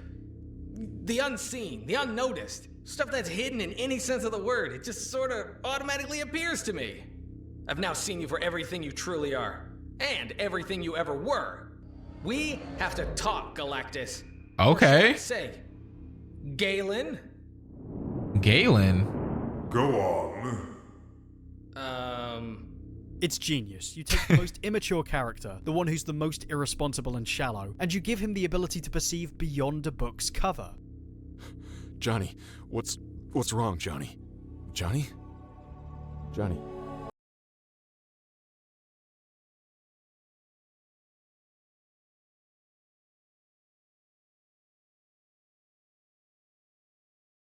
Oh man.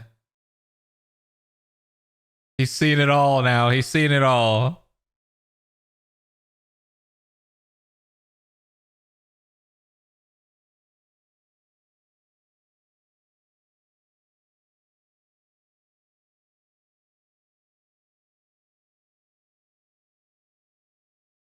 Hey, what? I got a booger? What? I am so proud to know you.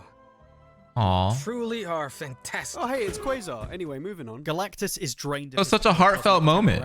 Which reveals the man behind the suit. The energy will eventually return to him, so the family decide they're going to try and show him the value in humanity, to feel guilty about his actions, involving some help from the lady who managed this with the Silver Surfer back in the day. Humanizing Galactus is no easy task, something Wade demonstrates really well. Now, if this one's how I've always envisioned it, then notice how the artist's thick brushstrokes evoke the subject's heart rather than its details. It's probably one of the 2 or 3 most groundbreaking paintings in all of history. What do you think, Galen? It's pedestrian work. Rather unremarkable. If this is the best the human race can express itself, nonetheless, I suppose you can be excused your opinion given your ocular shortcomings. Next, you'll tell me that this grotesquerie is worth my attention. Oh, probably not that one. Oops. Charming friend you have here, Susan. Moving along. You're pushing it, buddy. Did no one explain why Alicia's so eloquent about art? Galen, she's one of North America's most accomplished sculptors. He doesn't care. That statue you just insulted, for example, is her piece. Really? If she's blind, why would she even attempt something like that? Why would she not simply surrender herself to her affliction? Oh my god. You wouldn't understand. This is Suzanne. Notice how much can be suggested with simple forms and color planes. His technique formed the foundation of modern painting. Galactus would end up finding redemption, but when he wrote for Doom, he decided to push the man to complete, total, and unambiguous villainy. It was, to drop its title, unthinkable. What? Colin! Shh, Colin, sweetie. Mommy's right here. My apologies, madam. I might exercise more care around impressionable children. Your boy is obviously reacting to my unfortunate physical condition. Oh, I mean, sir, that's impossible. My baby is blind. We should have known something special just from the opening chapter, as Doom searches the Earth for his lost love, Valeria. You get it now, right? We'd seen her mentioned over the years, but this was the first time where it seemed like he wanted to, perhaps, rekindle their romance. After many false starts, the two finally reunite. So that's why he named Reed's daughter Valeria? But at the same time, that's a little creepy. But okay. And it's a genuinely tender moment. Victor, stop. You can't just come in and... I have a life beyond yours. This is not an offer made lightly, Valeria. I am prepared to renounce science in all its forms. If you will take my hand, I give you my most solemn word of honor. Your love will make me a changed man.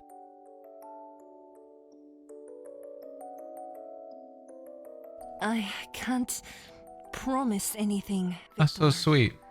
We have so much more to discuss before... Understood. Just tell me that there is a chance for us. Certainly. Excellent. What does that do? Victor, what's happening? When I was young, I made a fateful choice. I chose science over sorcery. And I wanted to choose again. What? Thus, I made a pact. I conjured a cabal of nether demons who claimed it would make me the magician I could have been. A greater besides. But as is too often true of these demons, there was a barter involved. One condition. I had to sacrifice something of indescribable value. Something irreplaceable. Why would you do that? Only you could give me. Oh my god! Farewell. What an asshole! He killed his true love! Dear Valeria, I will miss you more than any will ever imagine. But I will always hold you close to me. The rest is brutal. What the actual... Doom engages in what is still his most evil scheme to date. Excuse me? Against the entire family, going from impressive to downright disturbing.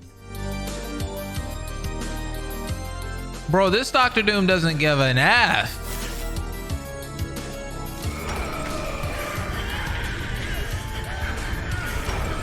Jeez. He finally has to face up to the fact that Doom has the advantage, a contingency he always anticipated but didn't invest in, and the price is paid as Doom turns Reed to a different outlook. This examination takes on an often repeated story of swapping Reed and Doom's brains, and makes it a natural progression of their personalities, pushing Reed to the brink of insanity in his quest to prevent Victor from ever threatening his family again. This backfires horribly when Doom, in a violent, desperate finale, claims Ben's life. What? The tale takes a turn when Reed realizes that, like Doom's insane plan, reviving his friend is not an unthinkable task, and that, to save him, the FF must go to heaven.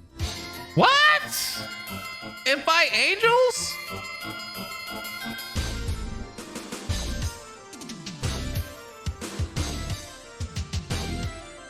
This is the thesis in motion, cementing the concept of magic. This is kind of badass. Only the unexplainable as being the final frontier of knowledge Reed has to traverse.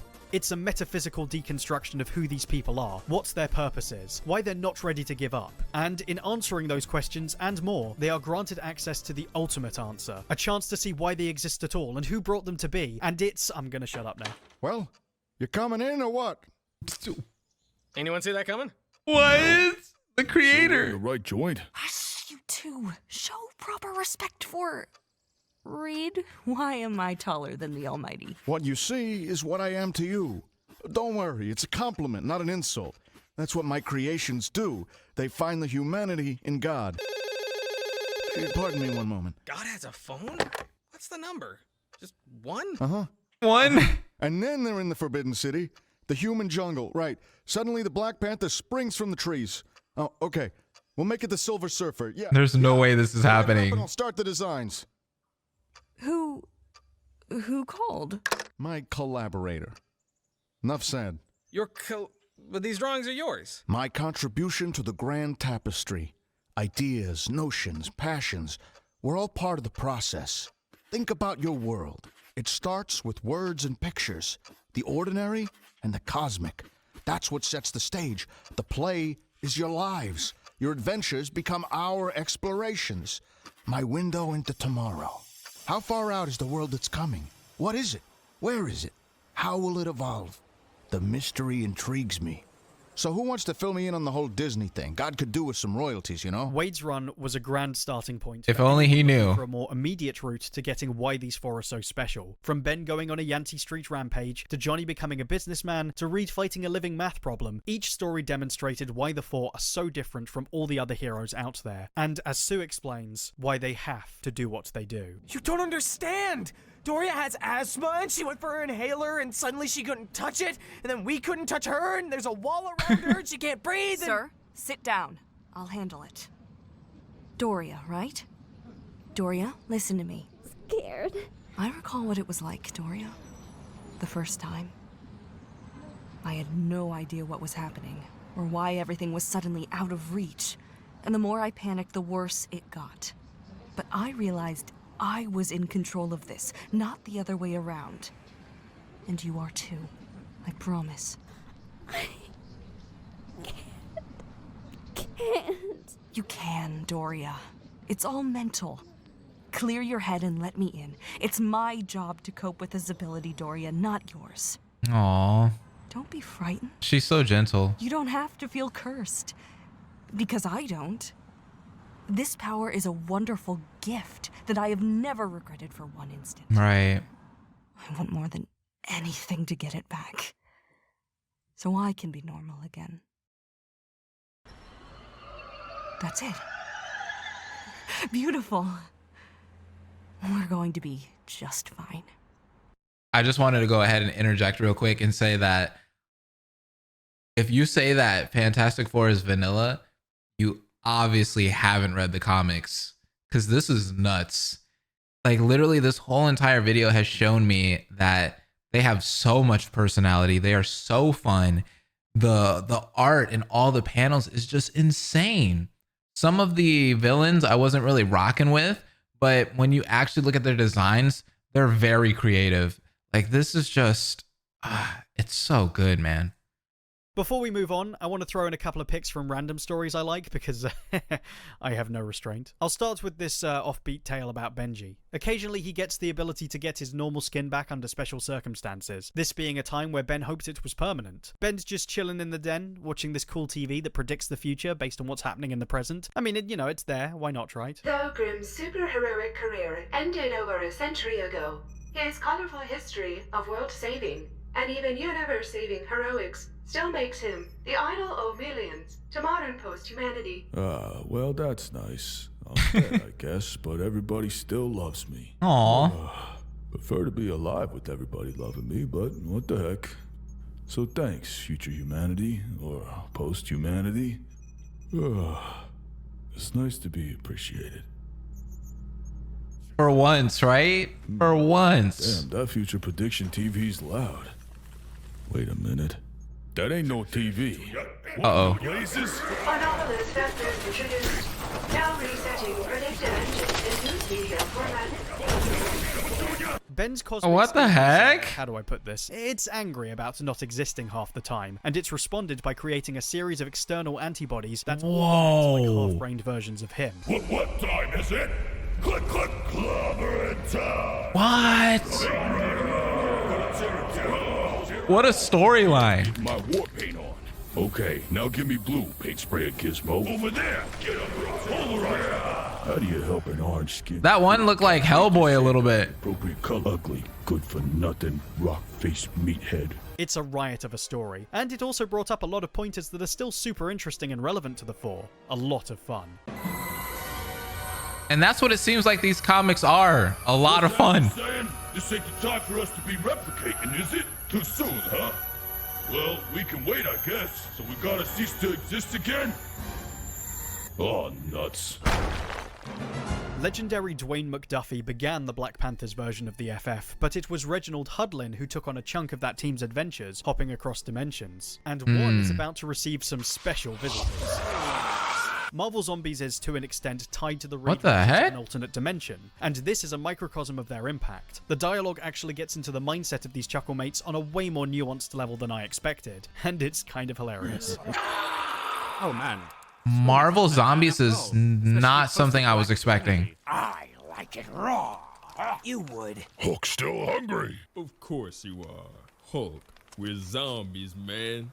Even if we eat everybody on this planet, and we will, we'll still be hungry. Don't talk to Hulk like Hulk's. Was this created around the time where like zombies were on a huge incline? Like everybody was loving zombies. Like it was, the popularity was out of this world. Stupid. Here you go, buddy. You are all not getting it. No. Beauty Banner could explain. Dang. Mark Miller wrote this bonkers tale where essentially the most powerful evil dude of all time and his apprentice come to Earth to kill the Fantastic Four, after killing Doctor Doom by beating him half to death, traveling with his body to the past, and leaving him to die in dinosaur times. Guy becomes the new Doom, monologues a lot, engages in fisticuffs, emerges victorious. No wait, oops! Oh, guess who the apprentice is? You've gotta be kidding me. Will you not accept by now that Victor Von Doom can never die? Did he switch places? Did he fake his death? No, my friends. He was so butt-mad about getting beat up, Doom willed himself to survive millions of years, rebuild his body, train under the Master in disguise, and then kill him in the present day. Just don't forget his birthday, that's all I'm saying. Holy There's crap! great Doom stories. And I thought Spider-Man was resilient, but jeez, Dr. Doom is on a whole nother level. He's like Peter Parker times a billion. In the many alternate dimensions and timelines where he comes out on top, the mad plans he creates in the pages of the main story, or learning his history in Brubaker's Books of Doom. One underrated little gem by Archie Goodwin, filling in for Stan, has a new powerful threat incapacitate Reed, and Sue's told the only person who can help is, well, say it with me now. Dr. Doom. Do you see what will happen when we're finished? The Overmind will go on to destroy the world. Ours and yours. I see only the end of enemies who have long thwarted me at every turn. I regret it is the Overmind's doing, not my own. But I see I've wasted my time. Oh, the Dr. Doom I remember might be ruthless and cold. But he had honor and nobility too. Instead, I encounter posturing and pettiness. She's getting in that head. Afraid. And like that, she's got him. Man, yeah. There's a bundle of moments to go through. And that's why she's the best character. So many different creators and one-offs, or Benjaria over a bunch of other characters, like all the Agatha Harkness stuff. That's it's kind of complicated. She's just kind of she's basically a witch babysitter and stuff. Or Kristoff, poor Kristoff. But we're good. I think we're ready for the big one. It's time. What's the big one? Ooh. Okay. 2009 and 2012. I'll catch you. I don't think... I'm right here. I don't think I want to. Let's do something else. Okay? Look at me, son. It's okay to be afraid. It's okay to fail. But to say that you're not even willing to try, that's unacceptable, Reed.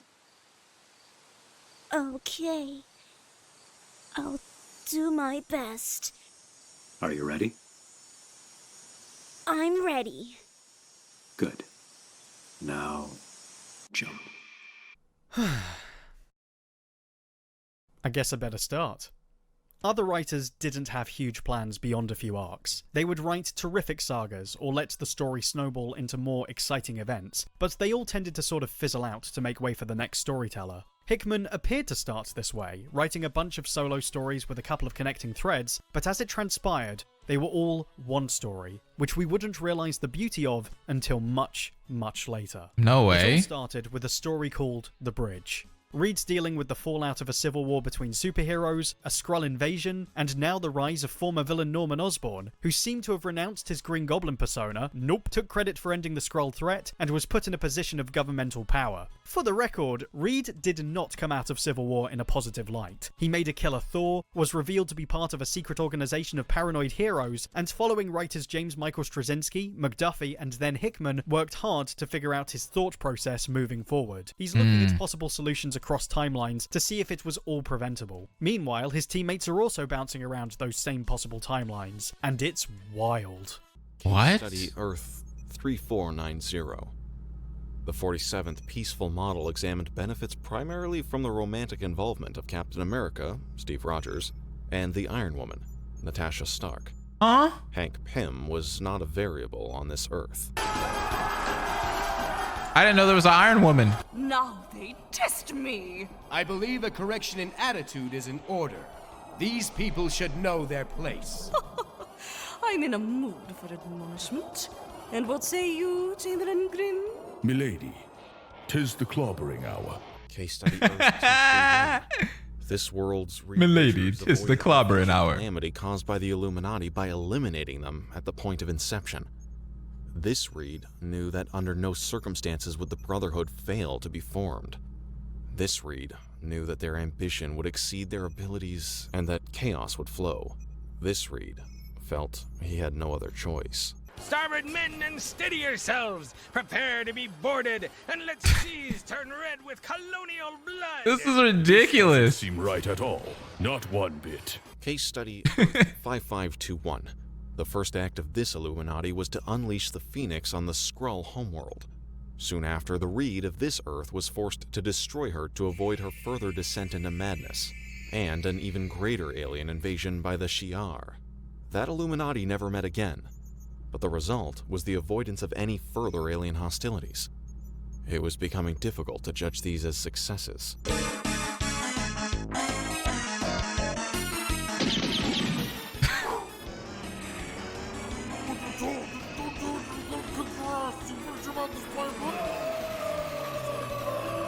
This is so chaotic, but it's amazing. And boil the overarching conflict of the team's existence down to his personality. All of his antagonistic traits are brought to the fore through the much parodied Council of Reeds, alternate versions of himself all claiming to have sacrificed ties to their family to make the world a better place, which Reed begins to realize might absolutely be the worst thing ever, oh my god. However, this incident actually leads to something much greater and much more troubling, with cryptic clues littered throughout from the beginning. I was sent to find you, to give you a warning. The future must be avoided at all costs. Listen closely, because each word I say was chosen carefully. There will be a war between the four cities. The dead must not be forgotten. The future man must return to save the past. And all hope lies in doom. The family is put through their paces with the slow reveal of all the FF's history being brought out of the toy box. The Inhumans, the Atlanteans, the Negative Zone. It all springs forward to play a part in a huge problem that each of the four is affected by. Admit it, Mr. Grimm. You've seen better days. Woman, you do not turn away from... Honor the deal, Namor. I'm done asking nicely. These are my people now. I rule here! And I am a queen that bows to no king! My god. You're magnificent.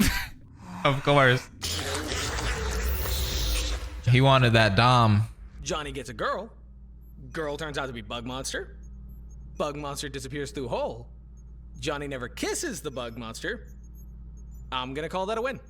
Reed's father Nathaniel stands on the sidelines, someone who hasn't been very present in Reed's life, and who is beginning to recognise the effect this has had on his son, and indeed the world. That concern was not unwarranted. Related events lead to longtime foe Annihilus, stuck in an infant form and amassing an army, attempting to enter our world. He finds himself at odds with Johnny Storm, who valiantly kept him at bay, but at a huge personal cost.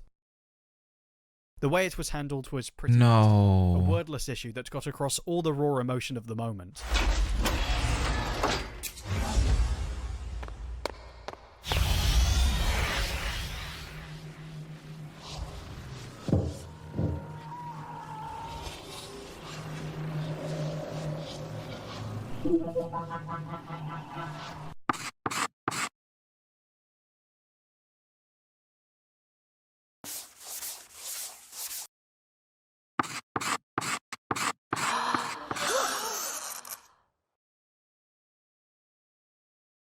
Kill Annihilus. Moments like this throughout the run, letting everyone close to the fore into the discussion. When I was younger, not your age, older, but still too young, I lost my uncle as well.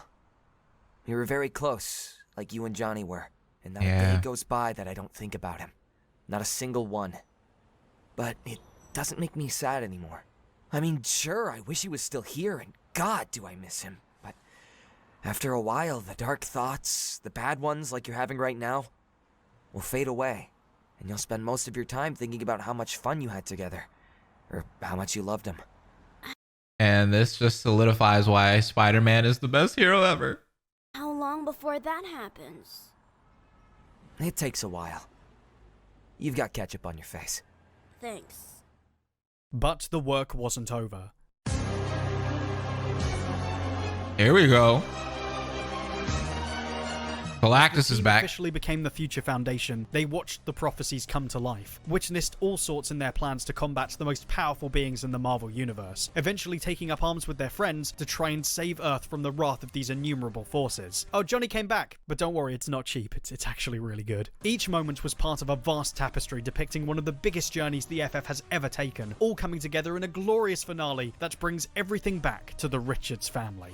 I watch, and there's nothing I can do. But that's how it is for every parent, isn't it? You do everything you can. You do your best. Then one day you're finished, and your children have simply become who they are going to be.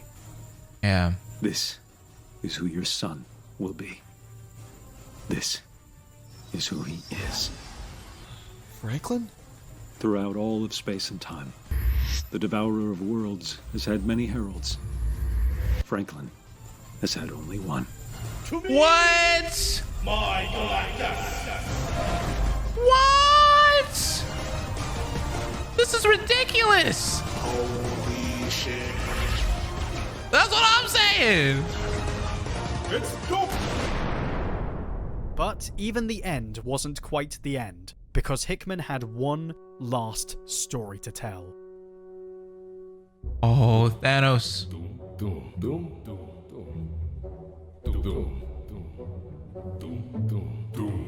What?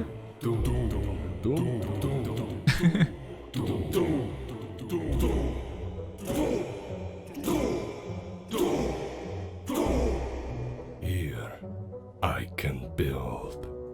Where did he get the gauntlet? Secret Wars.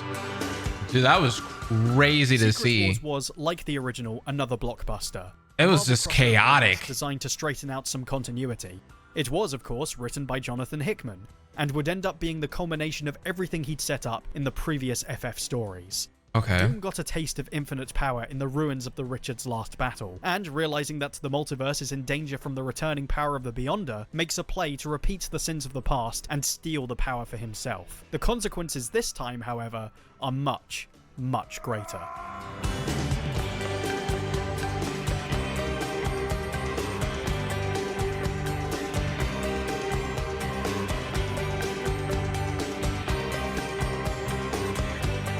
Oh, this is looking good. I love the art for this. Doom builds an entirely new reality from the wreckage of the multiverse, a mess of warring lands with himself as its supreme ruler, and worst of all, stealing the Richards family for his own purposes in an aggressive bid to prove himself above his rival. The whole family, man. Placed in this strange new world. A ragtag group of heroes aware of the changes attempt to defeat Doom in secret, but even without their help, the Four's presence can be felt. We see them subconsciously aware something's wrong in this surreal new reality, inching their way through the abstractions towards each other, the machinations of Doom's facade slowly coming undone, all that hard work just to prove that he isn't fit for the task, and at its end, the fate of the multiverse comes to rest on the shoulders of one eternal struggle. Victor and Reed. Richards! You had to meddle, didn't you? Of course you did. You're a meddler. You have some great plan, I expect, hmm? Well, what is it this time, Reed? A new idea? A fresh take on the very old problem of you and I? Have you built another great machine? No, nothing like that. I just came to convince Owen that perhaps there's a better solution to all this than you. Can't you accept that I have He came just to talk. things here? I do accept it, but you could have done more. You closed your hands around everything that was left and called it yours.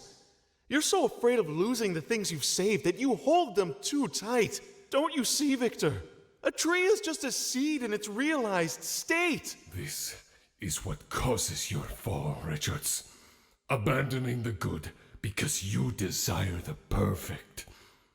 It's the same thing it's always been between you and I. You think you are better than I am. I've always believed you could be better than what you are. This was the real problem. Their hatred.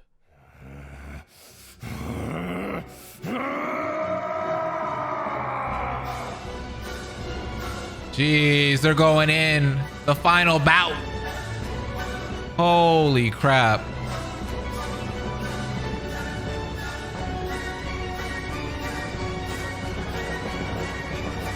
It was always Reed versus Doom. This bitter confrontation, the culmination of years of animosity between these two men, must have put it all into perspective. How to solve everything. You think you could have done so much better, don't you? Don't you? Yes. And we both know it. Don't we? Oh ho. Yes. Damn you. Well, I suppose that's one way to end the video. Wait. No! Wait, what?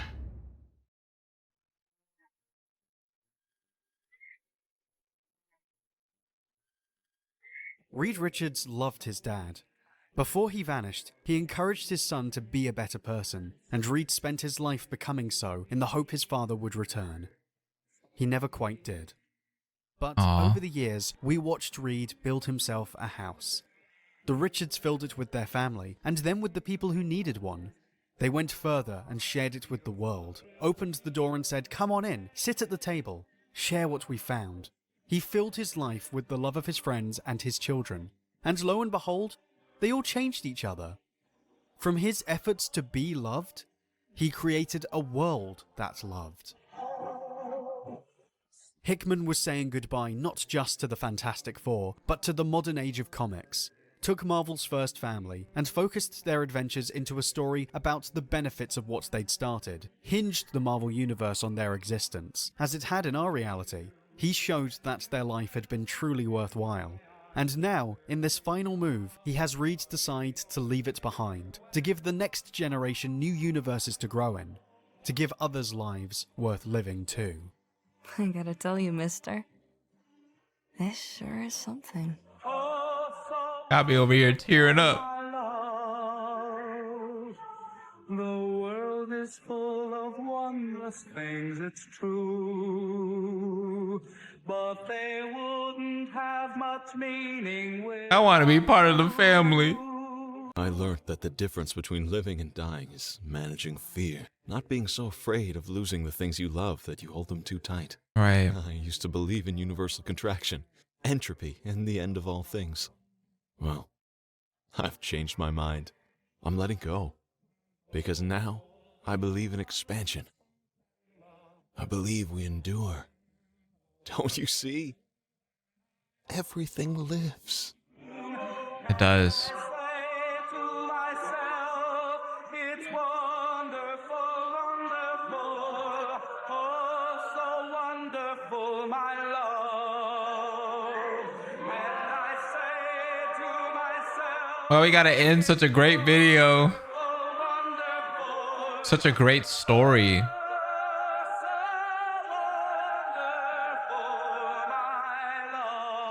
There he is, the man without the mask.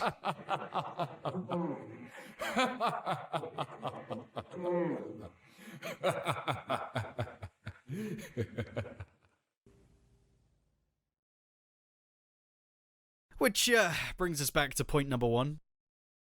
Everything else sucks. No! Marvel got started early in getting their comics adapted to TV, and in the process hit every first-time mistake possible. On the one hand, it set the stage for them to become worldwide brands. On the other, it meant the first attempts at a Fantastic Four cartoon were a complete mess. In a way, it kind of makes both versions of the show these little time capsules of crazy, and rolls them back around to being actually pretty watchable. Almost avant-garde. It's borderline experimental. That looks terrible. Lose my magnetism. You're wrong. Your magnetic power only works on metal, like all magnets. But my gun isn't real. I made it out of wood. That's why your power didn't work. And it's why you're a prisoner of the police now. Take him away, men. Sheesh. A wooden gun. It tricked me. What in the Scooby-Doo is this?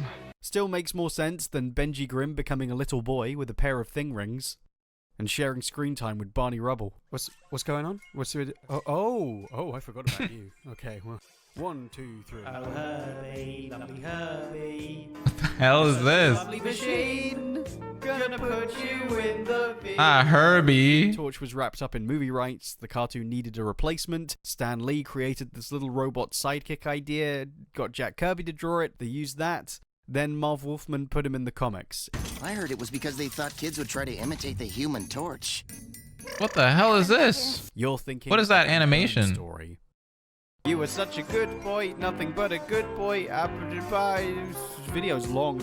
There were improvements during the Saturday morning boom of the 90s and beyond in later attempts, but they just didn't have the punch of other shows that dominated the market. It's a shame because there are creative and interesting things to be found in them, or at least a great understanding of how these characters sound and behave, most of the time. I'd certainly... Wait, what was that? if the videos piqued your interest, but by and large, they don't quite reach the accessibility and nuance of the competition, in spite of some wonderful touches here and there. You may have conquered your world, but this place is mine, by right, and you cannot have it. Oh yeah, well, we forgot to tell you, Stretch, he's nuts. Which still puts them way ahead of the movie. Oh no. Alright, let's get to it. Horrible dialogue, awful casting choices, backdrops that make the movie look like it's set in a freaking spa. The movie suffers from being made as an afterthought, clearly looking to... I guess I got my answer. I asked in the beginning of the video and I said, hey, I wonder what the fans think about the movies. I thought the movie was pretty good. I guess it wasn't. Strike while the Spider-Man iron was hot, and cram a complex, interesting, unique series into an unfitting, formulaic plot. And the powers, they look bad. The second one is maybe worse than the first. They do look bad now that I look at it. What's going on? And even though it makes a few attempts to adapt a more interesting story, it does it with absolutely none of the charm. You hit him with a grain. You get it? There's no punchline. I fooled you. And then there's this. I'm one of the greatest minds of the 21st century. I'm engaged to the hottest girl on the planet. And the big jock who played quarterback in high school, well, he's standing right in front of me asking me for my help. And I say he's not going to get a damn thing unless he does exactly what I tell him and starts treating my friends and me with some respect. That right there is everything wrong in a nutshell. If you've learnt anything today, you know that's not Reed. At all. It's not. No wonder Fan Forstic No. malformed as it did. It was pretty bad. For the behind-the-scenes studio interference, and no wonder. Tries to be a body horror, but forgets there's a... But you know what? With all of this, for the behind-the-scenes studio interference. At least, oh, that's not Jessica. Well, who is this? And no wonder. Tries to be a body horror, but forgets there's a story outside the crash landing. You can't build a franchise on body contortions. In this case, anyway. None of it was good. It continues this weird new fetish of Doom growing the armor onto his body. Yeah, way more grounded, huh? That's weird. 2 movies now taking inspiration from the Ultimate Universe. And that was the modern one? Turned out, it was never the best place to go for a definitive take on making the public like these guys. But, you know, it's not to say the FF has never worked on film. Stop them! It's opera time. I'm mad that this looks better than any of the modern movies. Heck nah, man, that's crazy. Roger Corman's Fantastic Four was made on a budget of canned beans and is far from being a complete big screen movie. In fact, it was only made to keep the film rights in flux, the efficacy of that being the subject of great debate over the years. It's corny, it's cheap, it's bizarre, and I love every second. Yeah, it looks so bad it's good. That behind all the party string and broken piñatas is a movie made with real gusto, man, and a lot of the balls out natural appeal of the franchise. It's not afraid to say what it is, and it's hard to ignore in between the absurd choices on display. Proof that these guys can offer real entertainment. Sort of encapsulates the fun and innocence of the FF's early days, if nothing else. Just makes me laugh. So, my friend.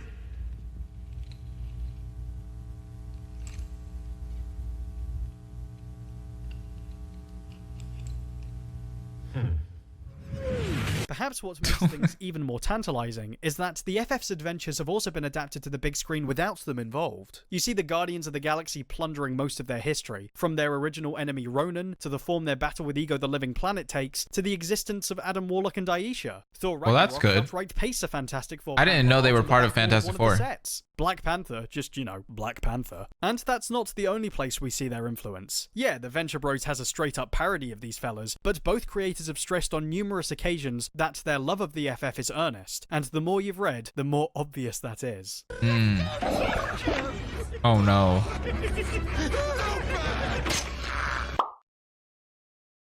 You didn't like that, did you?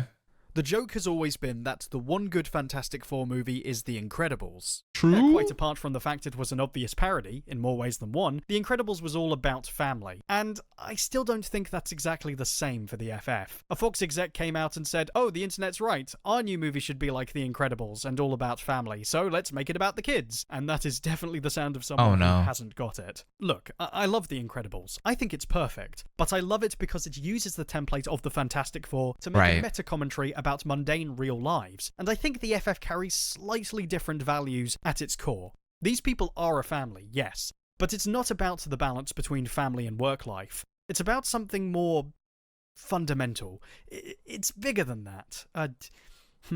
Well, the characters represent a sort of a transcendent feeling that we all have inside us, that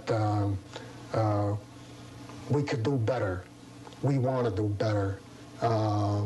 We haven't time to do better. That we can be the people that we lionize. All these examples have the same problem. They pick up on the superficial cliff notes that make the FF kind of interesting from a distance, but they don't catch the intense truth at the center of the FF. Think about what makes their family, what strengthens it. They've seen beyond the stars into new galaxies. They've seen the end of their lives and the universe. They've talked with gods. Yet they're still excited by every new day that comes to them, by every new problem they can solve or new person they can meet, always finding a new way to keep pushing forward. I think it's crazy that they haven't been able to make a good Fantastic Four movie, because Guardians of the Galaxy, I feel like, is pretty, like, the take on that movie, that whole series so far, is a good template for a good Fantastic Four movie, in my opinion. Does that make sense, what I just said? That's more than the word family. Much more. It's what saved them from the start. At the time, there was a genius who, a very bright man who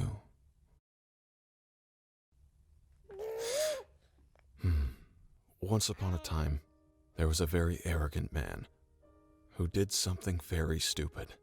Without proper preparation or shielding, he took his friends through a wave of radiation that made them all something other than human. His guilt was unbearable and deserved. These were the people he loved, and he destroyed their lives. Thanks to him, they were fated to be freaks, lab specimens, or worse, unless he changed that somehow, unless he made the world see them for what they were. 3 of the best and bravest people anyone could hope to meet. That's amazing. So he refused to let them operate in secret. He gave them a home in a city of 8 million, and he gave them costumes and a flying car, and encouraged them to parade around with some pretty outlandish names. Mr. Fantastic. Does that sound like something anyone would really want to call themselves? No. No. But that's the kind of name that made headlines, and t-shirts, and action figures. He knew that would keep people from fearing them. You see, glamour and fame weren't options. They were necessities.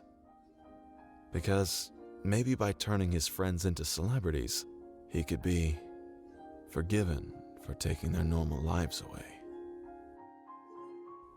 Someday. Hey, it was your idea! Yeah, whatever. Listen, Stretcher. That's beautiful. Rocket needs some help. Oh, I hear some people get days off. Us? There's always gonna be something new to deal with, isn't there? I certainly hope so. There's many ways I love the Fantastic Four. Bringing me to tears. I love their focus on family. I love the world they gave us. I do too. I love their crazy adventures, their generosity, their courage, their humor. I see why you love them so much. But most of all, I love their optimism. Yeah. Caught in a horrific tragedy, they were told life was over. It was futile. It was doomed. They refused to accept that answer. They are so much more than people believed, and will ever believe. Yeah. They are the Fantastic Four. I think their optimism is the best part about them. I think that's great. Man, this was such a well-created video. Let me listen to this real quick.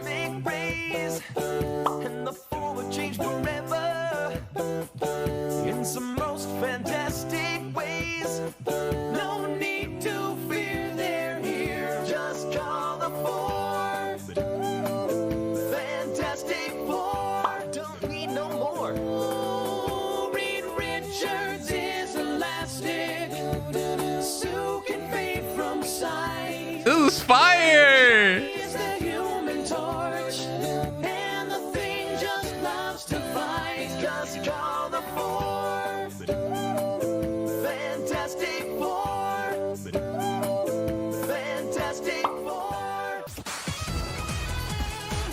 Oh, that was great. What a great video.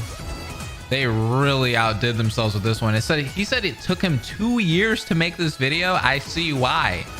So many people were involved. The voice acting was phenomenal. Everybody did a great job. Shouts out to all the VAs on this project. Of course, B-Mask himself did great with the narration. He kept me on the edge of my seat the entire time. I was intrigued. It was fun to listen to him the entire time. I mean, this hour and 9 minutes, it went by quick. He did great with that. I think I'm just so amazed that the Fantastic Four is actually really interesting.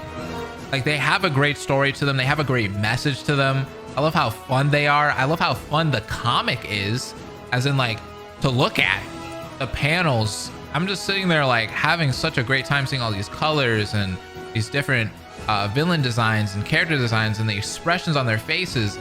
It was so great. It was done so well. There was so much love put into this comic book series. And it's nice to see that these characters have a lot of characteristics you see in other characters in the Marvel universe and maybe even the DC universe too. So, man, he's not wrong when he said literally the Fantastic Four is the reason why we have the Marvel Universe. Literally, he's not wrong at all by saying that. I was one of the people that thought that the Fantastic Four was kind of vanilla. Not gonna lie, I didn't think they were that great. I was exposed to them from that first movie, and you guys saw what he said about that first movie is bad. I thought it was an all right movie. I was young back then. I thought they were kind of cool. You know, Jessica Alba was nice. You know, the movie was great in my opinion, but obviously it was not anything near what the comic books were. They didn't really portray the characters well at all. That was not Reed. He's right. Just from that one piece of dialogue, I can tell you right now, from what I experienced in this video, what I learned from this video, that was not Reed. It was really bad. Not a good portrayal. And I don't even really think he talked too much about the more recent Fantastic Four movie, which, do we even really need to talk about it? Let's be honest. I really like the way he put this video together, like in sections, like how he sectioned it off. I thought that was really good for me to follow. You can definitely get lost in this one. I knew this one would deal with time and universes and different dimensions and stuff, and it wasn't as confusing as I thought it would be. I thought it would be a lot more confusing, but it was actually pretty good. It was pretty easy to follow for the most part. And maybe it was the way that BMAS put it together, the sectioning and such, but some of those comic book lines, the ones that he had, there was a section here that was like, I think it's this one, like the other great stories or whatever, but it was just, I want to read those lines. I want to read those lines so bad and just see what they have to offer, because I like the familial aspect of the Fantastic Four. I think that makes them great, in my opinion. It's really relatable. I don't know if it's necessarily relatable to me, but it's more so a desire that I've always wanted, like to have like a family, not necessarily like a family of like people that share the same blood with you, but just like a family of people who you chose, right? Like friends. And that's what they are, right? And obviously some of them do end up mingling, which was Reed and Sue. And Sue and Johnny are related. Didn't know that. Now I know that. And then the Thing, still best character. I think out of all of them, the Thing was the best character of all time. Just love how funny he is, and I love the message behind him. I think Sue is my second. I just really love how she keeps the team together, and she's just powerful. She's a powerful woman and doesn't need to really talk about like how she doesn't need men and stuff like that. There's nothing, you know, demoralizing about anything that she has to say. It's not an attack on men or, you know, male politics or anything like that. She just is a strong woman that knows that she keeps the team together, and pretty much like, even though she's married to Reed, she's more powerful than everyone, right? Like when it comes to her superpowers, she's just the best. She's the MVP. But she's not only the MVP on the battlefield, but she's also the MVP behind the scenes, making sure everyone's good, making sure, you know, the kids are taken care of, her husband's taken care of, and the team is doing what they need to do, sticking together. And then Johnny, you have Johnny, the lovable, likable, clumsy fuckboy, right? He's not good with the ladies, but he's just so much like Peter Parker, Spider-Man, and I love that. And then, you know, Reed is a character archetype that I usually don't really like in films or in movies and such, or in comic books even too. He's just really smart, but he's such a likable guy, man. Oh man, the things that he stands for. And I just love that he's not just some arrogant, smart guy that just thinks he's better than everyone.